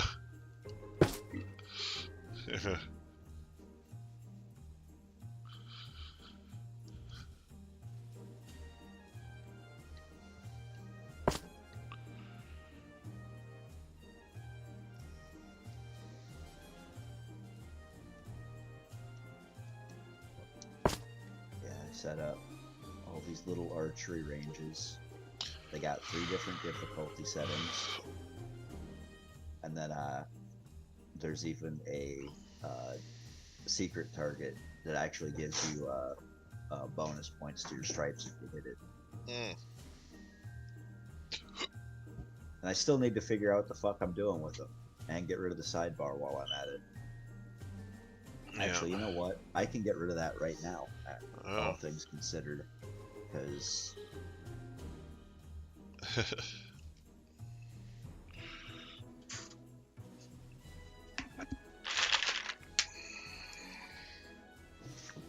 Oh, man.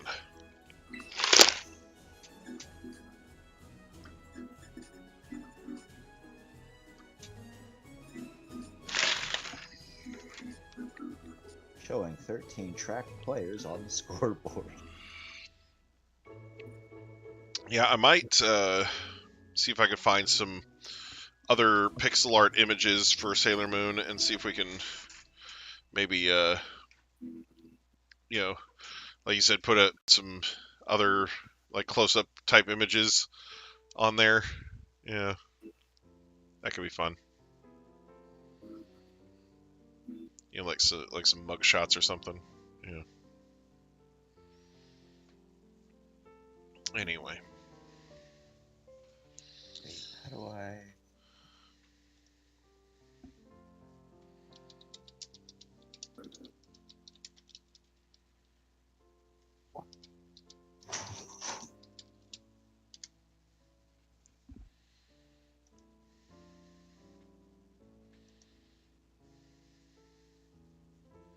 How do I remove the display?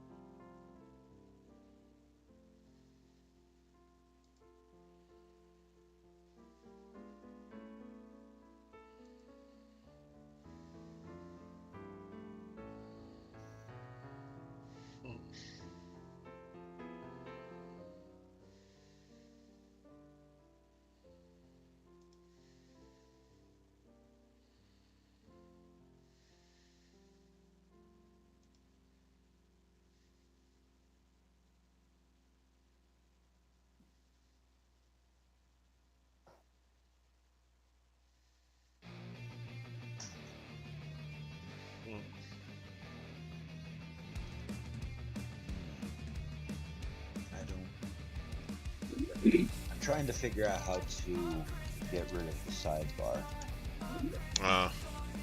Because I have it set up now where all of your money and stuff is actually listed below your player name.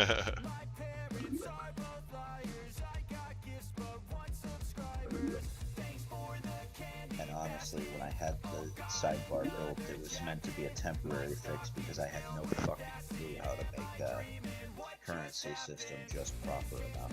Like, that was supposed to be my temporary fix, and I still think it looks ugly. I always thought it looked ugly.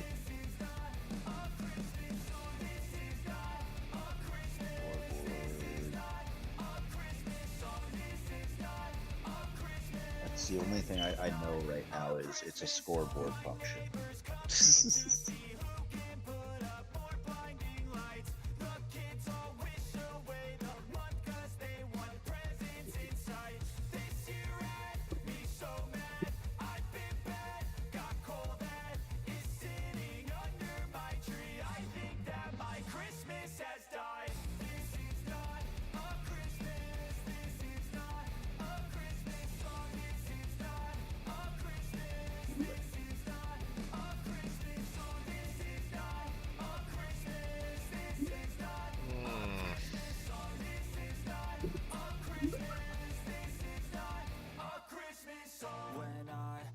Just a boy, Christmas brought so much joy. Couldn't wait for the presents and laughter. I couldn't sleep late at night, looking for Santa with lights. Those are the memories I still remember. Then I became a man, lost sight of who I am, but right in front of me was the answer. On Christmas I feel joy, and I turn back to a boy. The answer is to stay young forever.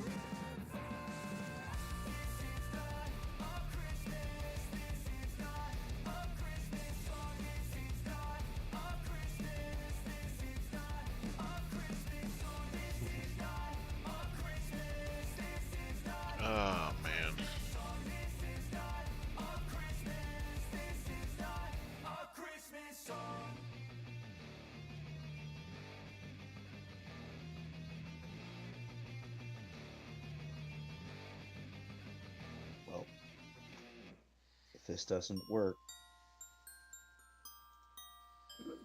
I might actually end up accidentally erasing the money system altogether. Oh no. I mean, it's at this point, it's fine.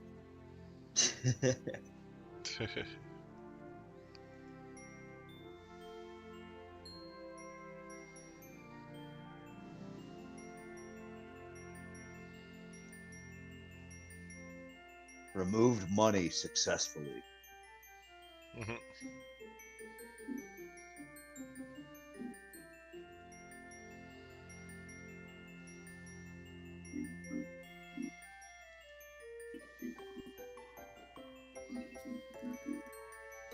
Teleport to you.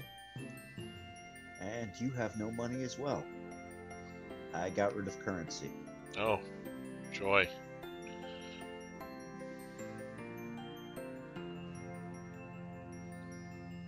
But that sidebar's gone. All right.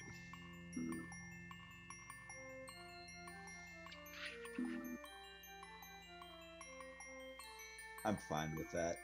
It was really just to get extra stuff for the arena, and I think I can come up with a better system.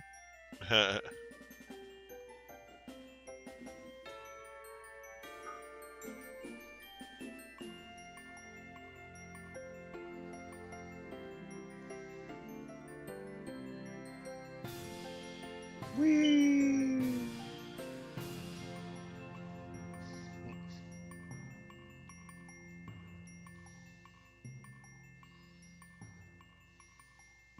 Where's the wandering trader at? I'm looking all around for the wandering trader. I expected him to pop up today. Him and his little creepy ass climbing on top of people's legs and shit.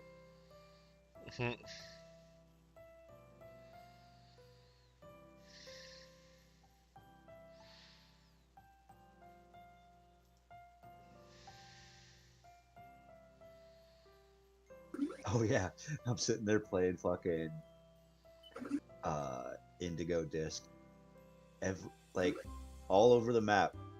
Those are frog lights to you too, aren't they? Those fucking those one structures that are just made out of like Lego blocks and shit. Those are frog lights to use too as well, aren't they? Oh man. Like I even talked to somebody in the game, and they mentioned that the little blocks are they give off ultraviolet and infrared light. Mm-hmm. So they are light source. Like they are light blocks. Which they're frog lights. Yeah. They're frog lights. Jeez.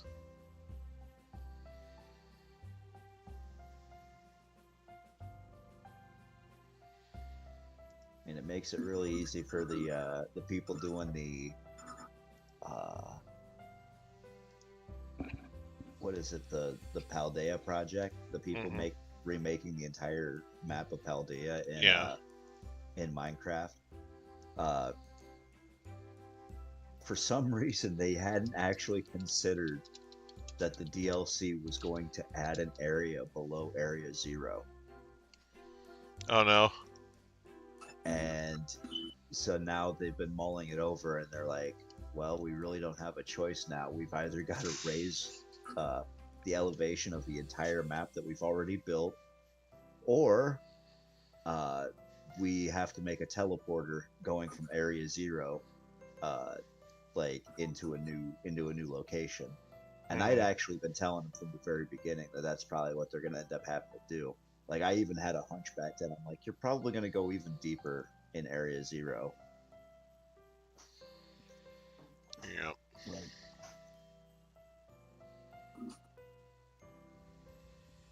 I feel like, please don't spoil this for me, Solus. I won't, I promise. But, like, I was all hyped to go there, and I feel like once I get into the Area 0, like the new part of Area 0, it's just going to be a giant nothing burger. Like, oh yeah, right.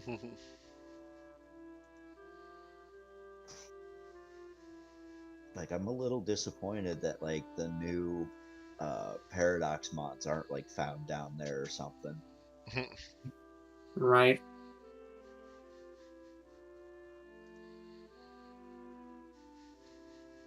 I mean, there's a lot of stuff that's disappointed me about the DLC this past week. Mainly the story, or at least the confirmation, the final confirmation that of well, no spoilers, I said, but like the debate that's been going on was finally laid to rest once and for all. And I don't know. I don't want to say anything because like I said, I don't know where you're at, Hunter. That's oh, really... I've beaten 2 of the BB Elite 4 so far. Okay.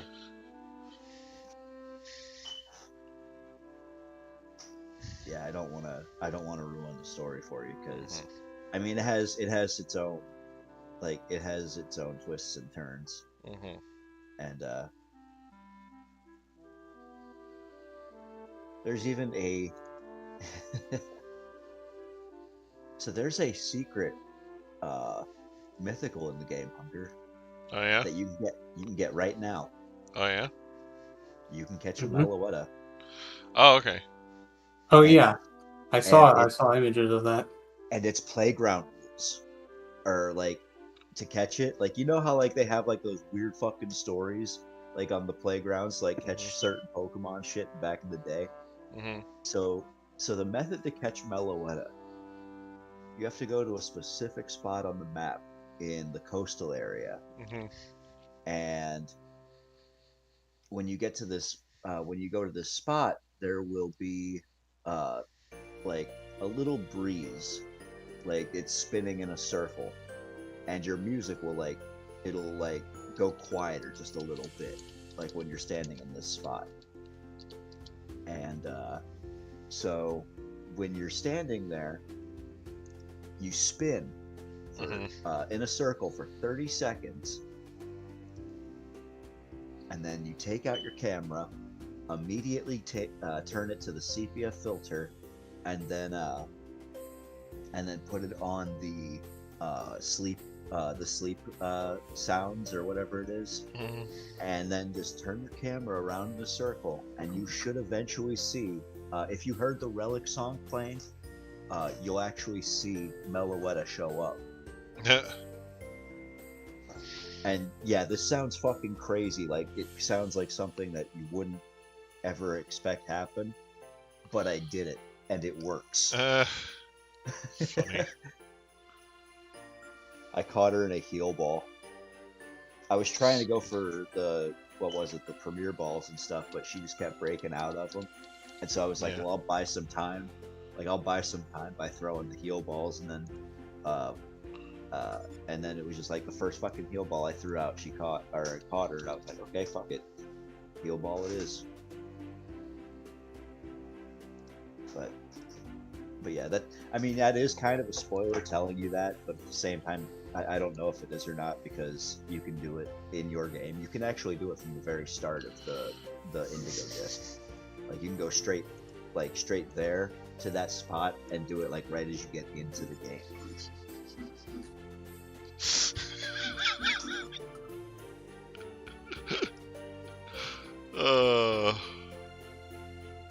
Now, if there's some sort of like weird story event or not story event, but if like there's some sort of like weird event that kind of triggers getting Pecharunt the same way, that'd be dope. I think I liked it better though when everybody was calling him Peachy Keen. Peachy Keen. So I just I just found this GIF, and I'm displaying it on stream now. It's funny. Aww.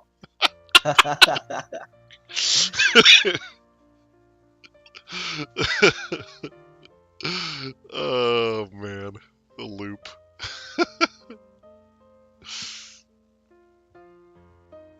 It's just cute.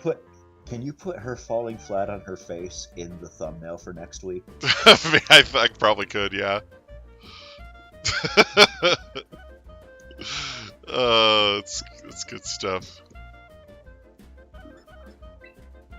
Thud. Alright.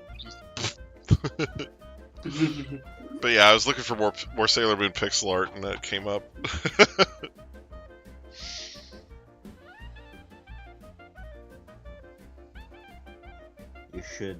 You should see if you can get one for like.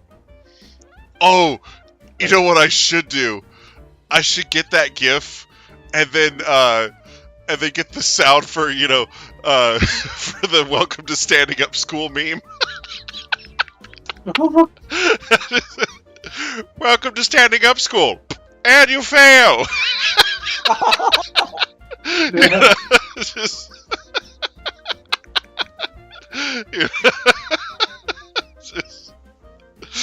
Oh my god.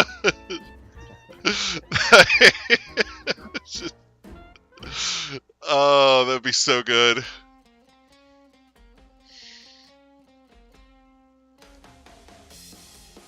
Oh,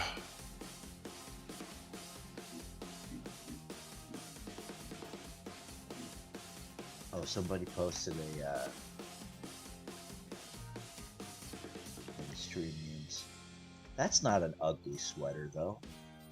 Oh, Quint, yeah. He posted a sweater earlier. Yeah. Oh, just Quint. Sorry, when everybody when you change your name and your icon at the same time. Yeah. I actually have to look into your usernames to find out who you are. Right.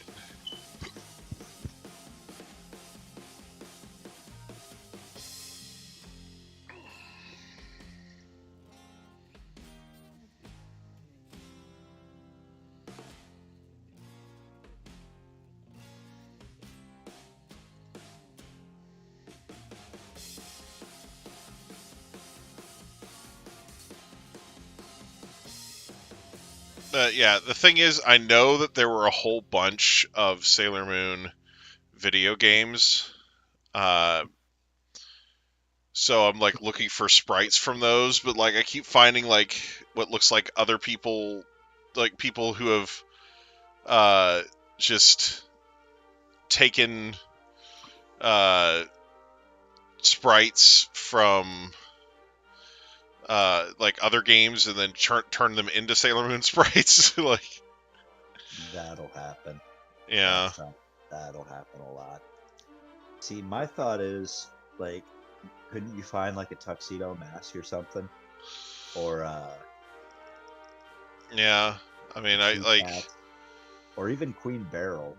Yeah, like just some of the characters that weren't in the collage to start with. Yeah. But yeah.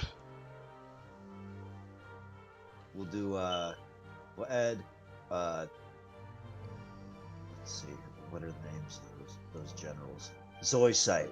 What? Yeah. Zoisite. Zoisite. So... Yeah, and special shout out to Jadeite, because when I was a kid I actually thought his name was Jedi. Oh. Funny as that.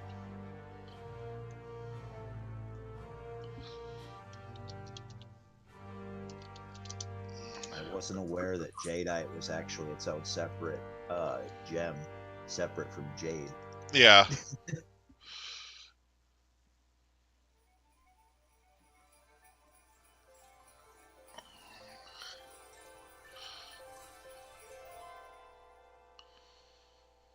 Oh man.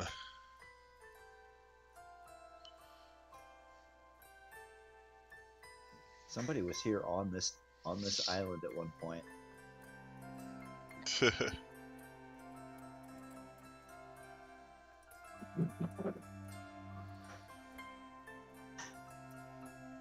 But yeah,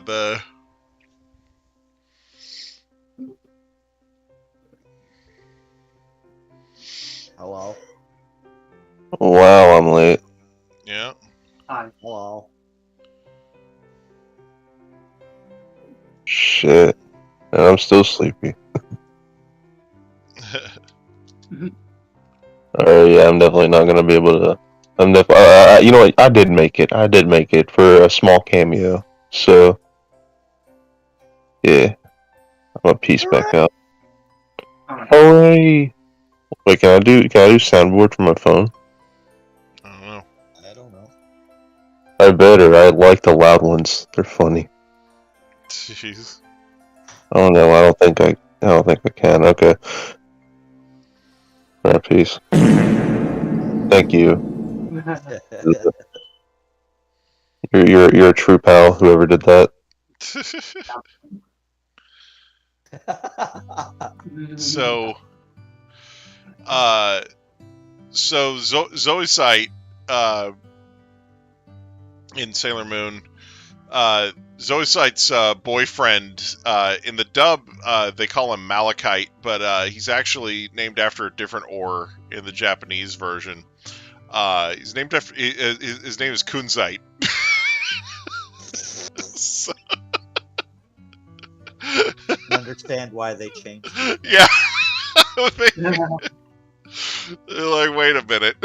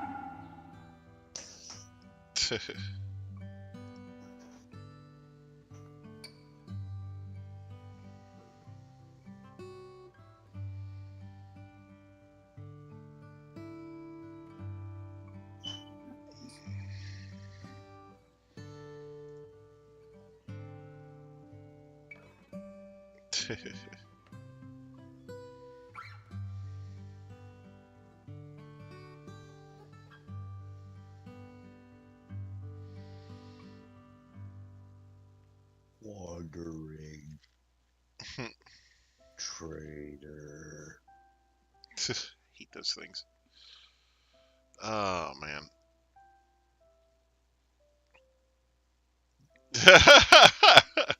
Yeah, you were pretty loud, Rude. You were pretty loud on there. I don't know what the deal is there. Relic Song the Move got buffed. Nice. Very cool. I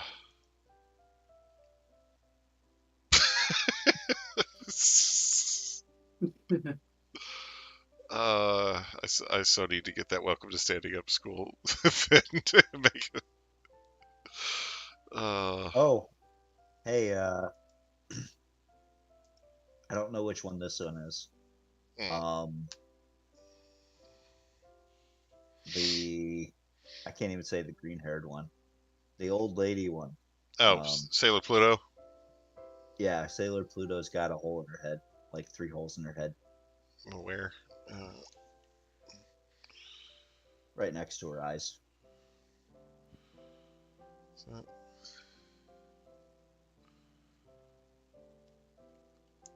Oh. Well, shit, what was supposed to go there? Hang on.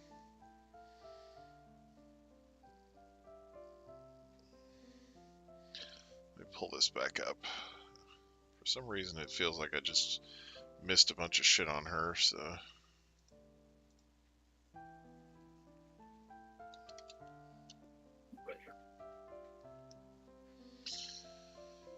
There we go.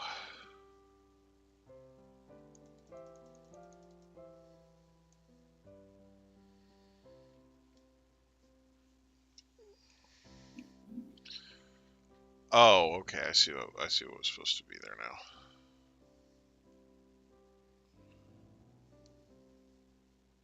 Yeah, I don't know too much about the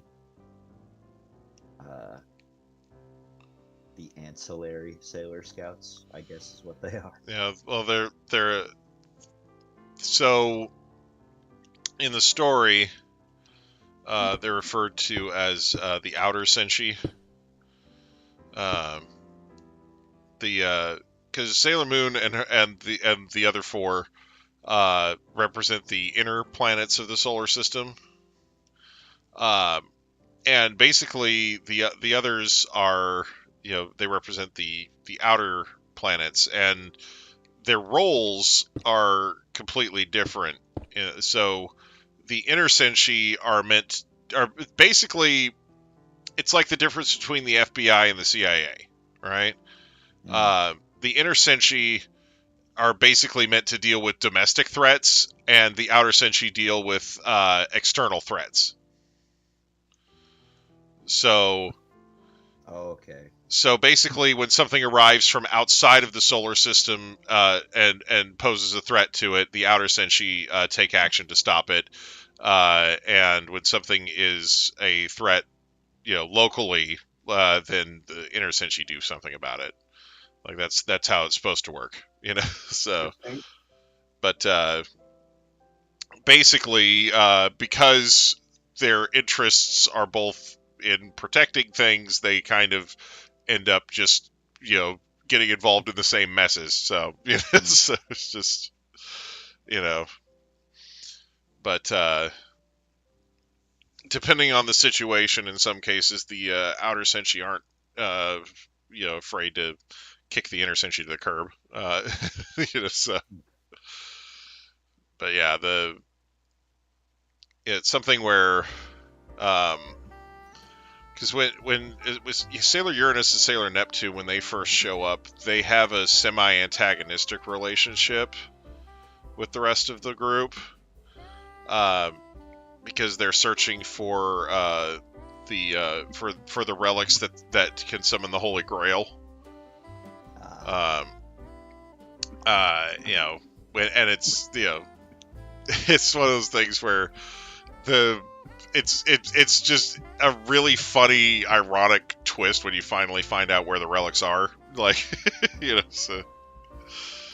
But, and Sailor Pluto just has one. Like, she's already, like one of the relics is the gem on the end of Sailor Pluto's staff. Like, so, but the relics that they're looking for are based on Japan's 3 sacred treasures, which are an orb, a mirror, and a sword. So will those become legendaries? So yeah, right. Because the thing is, you see those used in like anime stories and stuff pretty often. For example, in Yu Yu Hakusho, there's a group of demons who steal 3 sacred treasures from King Enma, and it's an orb, a mirror, and a sword, and they all have different superpowers. So, I mean, we got the treasures of ruin this gen, so I'm sure, Yeah. Like, it doesn't seem like it would be that crazy for them to do, like. Right. I mean, but yeah, so. But yeah, they're based on the 3 sacred treasures of the Japanese Imperial court or whatever. But yeah, it's like a thing. So yeah, so when you see anime and there's a trio of items and it's an orb, a mirror, and a sword, that's what it's based on usually. So now you know. Yeah. Knowing is half the battle. Because Yu Yu Hakusho does a lot of those types of cultural references in it. See. Yeah. Well, the thing was, I watched that show back in high school, and I wish I remembered it. Yeah, like Yu Yu Hakusho, like they reference the tale of Urashima Taro, and they also reference the Momotaro story in there too.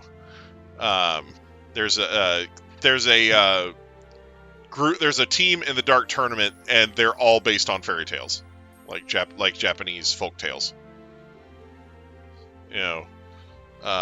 There's Makintaro, who's basically an evil version of Kintaro from the story about Kintaro.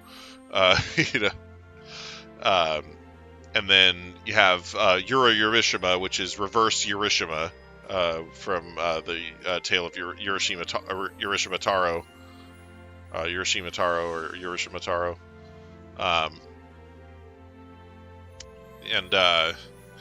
And then you have Kuro Momotaro, or Black Momotaro, or Black Peach Boy. So. Hey. Yeah. Yo.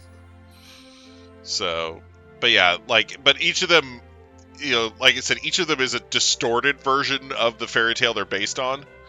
For example, in the tale of Urashima Taro, or Urashima Taro, I believe it's Urashima, but is how it's supposed to be pronounced. But Urashima Taro, in the original story, he saves a turtle from being bullied by children on the beach, and then as a thank you, he's invited to the undersea palace of I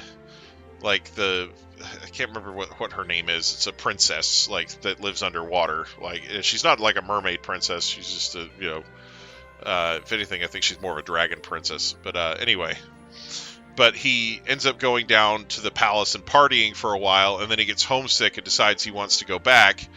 And I actually know this story. But right, and she gives him a box, and when he goes to leave, she gives him a box and tells him not to open it. And then he goes back and he finds out that decades have passed since he left, and everybody that he loved and knew is gone and dead. Yeah. And so he ends up opening the box, and the smoke comes out and basically restores all the age that he's accrued, and he ends up dying. Yep. So. But in Yu Yu Hakusho, Reverse Urashima uses the smoke to de-age his opponents. So it reverses the age instead of aging them. And it ends up backfiring on him stupendously. But I forgot about that. Yeah. Like I said, there's 400 fucking episodes of that show. It's hard to remember all It's not entirely that long. I think it's more like it's a little less than 200 episodes. I think it's still a very long series. It's a very long series, but yeah. I mean, they're all it's the shonen. They're all long. Right. Yeah. But a lot of them are. Yeah. But that anyway, one I thought was one of the more tolerable ones. Right. That's And Kuro Momotaro, Black Peach Boy, his thing is, in the tale of Momotaro uses dumplings to recruit a dog, a monkey, and a phoenix to help him out. Or not phoenix, a pheasant. A dog, a monkey, and a pheasant to help him out. So Kuro Momotaro in Yu Yu Hakusho has an ability where after he's taken an attack, he can eat one of the millet dumplings that he has, and it transforms his body, and then in the new form, he's immune to the attack that he took previously. So he, the forms that he takes on, though, are based on the dog, the monkey, and the pheasant. So yeah, it's he's. He calls it a gorilla, a wolf, and a phoenix, though. That's the but that's what it's based on, is the so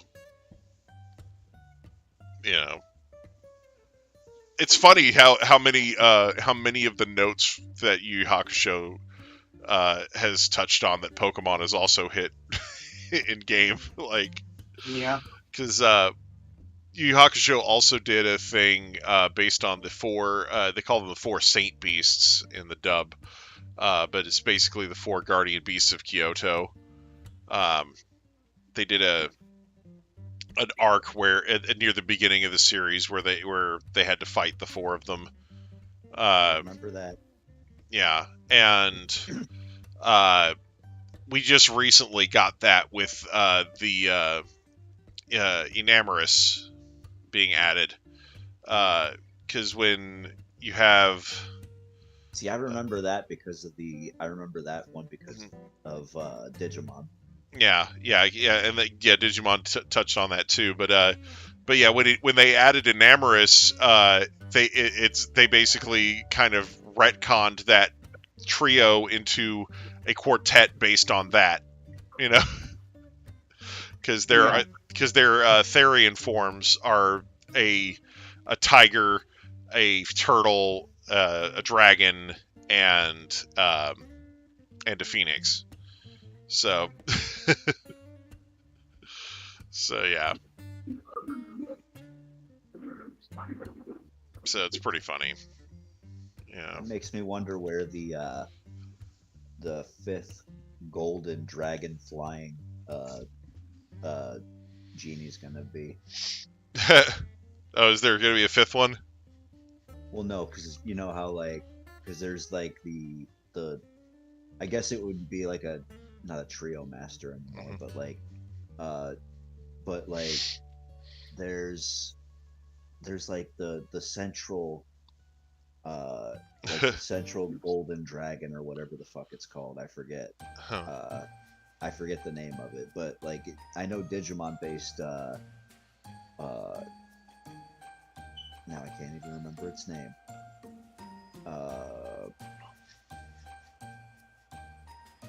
King Longmon, I want to say. Mm-hmm. Is it Longmon or King Longmon? No, no, that's wrong. Yeah. The one that was that turned into the final boss in the recent Digimon game. That thing. Yeah, no, the Digimon Survive thing where, yeah, I know what you're talking about, but yeah, I don't think that's related to the quartet at all. So, anyway.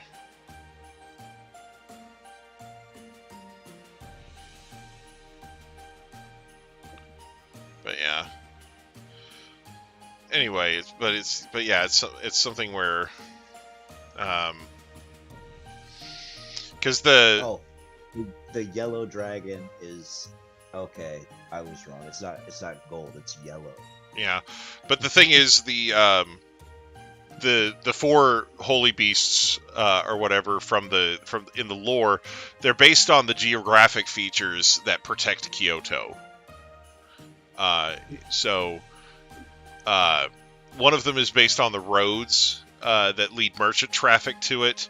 The other one, the turtle, is based on the mountains that protect it. The dragon is the river. And I can't remember what the other one represents, but they all represent very different the geographic features around Kyoto that made it a good place to build a city. Okay, they explain it in the Digimon 02 dub, anyway. There's also the thing, because it's also a Chinese mythology as well. Yeah, because there's 2 different versions of it in the. But the Japanese version mm-hmm. doesn't have the central dragon. It's just the Chinese version that has the central dragon. Right. So they could still technically add it in. But it would be like its own sort of thing, more or less. Like, and it would resemble them, but it would be different. Right. Well, and again, there's a couple different versions of it because in one version, the turtle has a snake wrapped around it. Because there's, there's a version of it where the turtle has a snake wrapped around it, and I think the Digimon version kind of tried to combine the two because they just gave the turtle 2 heads. Two-headed. And they made all of them have 4 eyes for Digimon as well. So. You're right. I never thought about. So the turtle has 2 heads, so it has 2 eyes on each head, and then the others just have an extra set of eyes. But that's another little detail that Digimon did, and then they all have the 12 spheres or whatever. So they all have certain shared design traits that kind of group them together in Digimon. But yeah. I hadn't actually thought about that specific design element, but you're absolutely right. Yeah. Yep. Yeah, they gave them all 4 eyes and didn't include a single pair of glasses. Man. See, I always forget like how much thought they actually put into these Digimon designs. It's like, yeah, most people just bitch it. It's like, well, they just put a werewolf in pants, and it's like, yeah, but at the same time, they've got fucking Digimon based on like myths that you would never have fucking thought of prior. Yeah. Like, but yeah, it's something where, you know, they do pay a lot of attention to the to the lore and stuff that they're doing, like, because, you know, when they have a huge group to work with, like the Devas, that really felt like they were just kind of padding it after a while. Like, some of those designs were very basic, but you know, they did have certain characteristics that kind of tied them together, though. So see, what I liked was finding out like certain things. Like the one mouse, I thought like he looked kind of ridiculous with that weird thing on his back, and then I find out that the weird thing on his back is actually like an ancient fucking Japanese weapon, like shit like that. Like it was like like they actually did put some attention into it. I still think the thing looks like the mouse one looks stupid, but I mean at least it's not that. Yeah. Yeah, no, like I said, they tend to, like I said, they do put some thought into things, but like I said, some of the designs on some of the David Digimon wound up looking downright ridiculous, but yeah, or just not good. But See, it is kind of funny though that they have that I never like. Nobody really ever talks about the fact that Digimon has a sheep centaur. Yeah. Well, AFK Arena has one too. Has what? What did you? Who? AFK Arena. It's a mobile game. But yeah. Let's see. What is her name? I think it's Namira. Give me a second.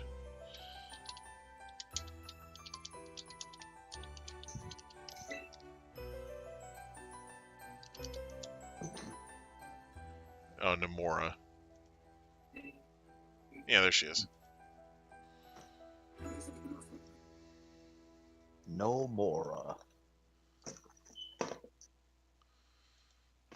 Here,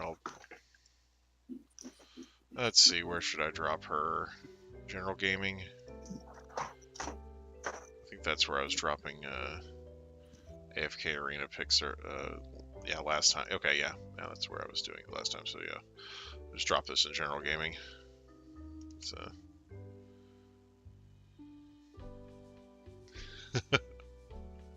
Oh. Neat. But yeah. Yeah, that's like her portrait deal. That's what she actually looks like in game. Yeah. Yeah. She's a healer. Like, they gave her like a nice pointy looking spear and everything, but she's more of a healer character. What do you even call a sheep centaur? You know, I don't know what the term is.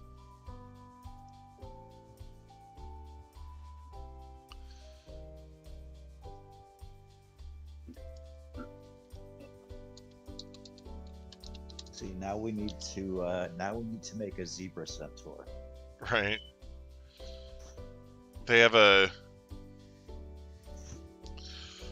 there's a character in the game, her name's Safia, and she is based on the Sphinx. This is what she looks like. This is actually an upgraded version of her that they released recently, but Yo, that's neat. Yeah, so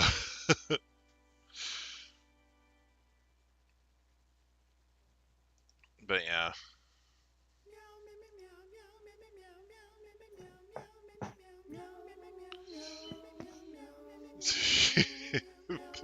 of the meows. Oh man.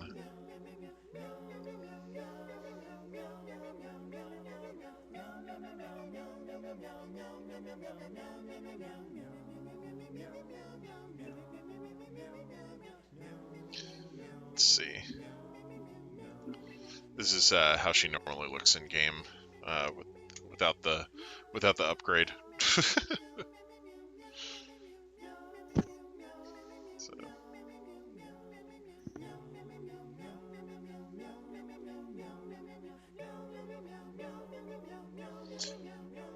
But yeah, like the cool thing about her is in the game, she sets up a pyramid-shaped barrier over your back row that basically protects them from damage. So she's really nice when you have a team full of squishy support members. You know. So.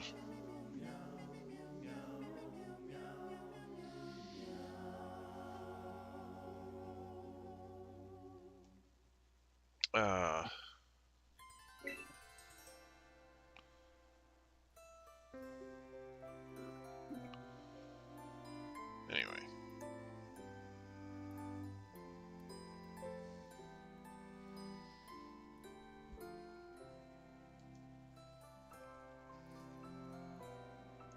It's another shot of the upgraded version. Let's see here. See, Hugo, I'm not sure exactly like what was data mined. Like apparently like the Meloetta fight was known in the data or from data mining it, but nobody had actually found it until like yesterday, I think. I think it was this morning. Somebody posted a video of it. Nice. That's honestly pretty funny, though. Like honestly, it's just crazy that like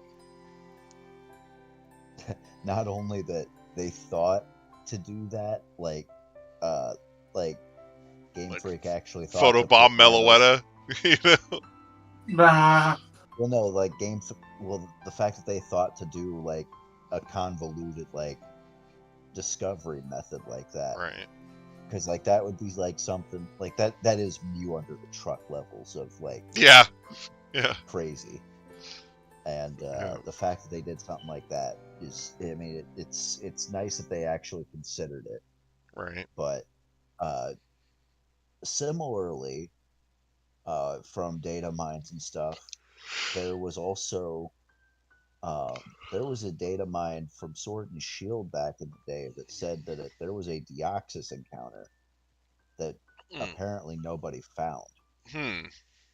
So, I mean, we could go back and play Sword and Shield and try to come across this mystery. Be the first people to post that. Like, right. I don't know how somebody had the idea to do. Like, I feel like that had to have been leaked or something. Like, there's no way somebody actually thought. It's like, well, hey, maybe they were just messing around with the camera, and they were playing the music, and they ended up with the Relic song, and they were like, wait a minute, that's Meloetta, and so they started fucking around with it. But you know, that's well, no, we got it. They got the steps down too precise, right? Too quickly. Like it took them like a fucking week to figure out how to get what's his face, the dolphin's like alternate form. Oh, it took them a fucking week to figure that out, and less than like a couple days to figure out how to get Meloetta. Like, something doesn't add up here. Yeah. Well, it depends on what kind of data they had in the data mine. The data mine data might have had some, you know, insights, but yeah, it's crazy.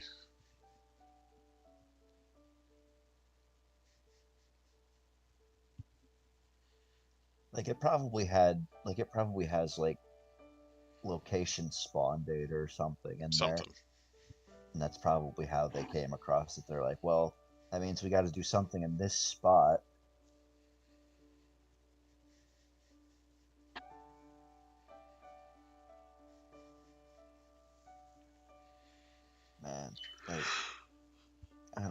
it's just this whole season, this whole game has been just one of the weirdest fucking shit shows for like,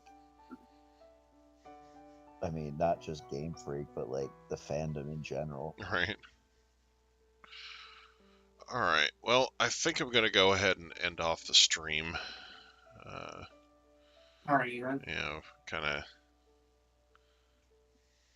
Yeah, and then you go to one specific fucking spot, yeah, and you make food when you've got them on there. Right. Like. Yeah. Yeah, there's so many weird fucking methods. Like I would love I would love to be able to discover like the Deoxys fight actually hidden in the code in Sword and Shield somewhere. You know what would be funny?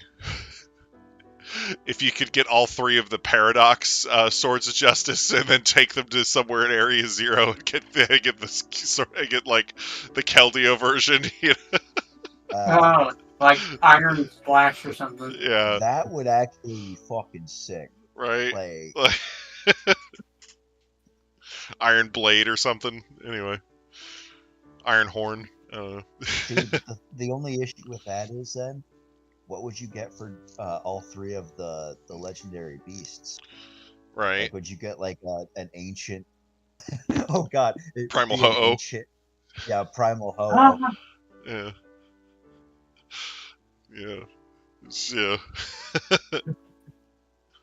And it's like for some reason he's like a pterodactyl. Just be called Burning Phoenix. Just I don't know.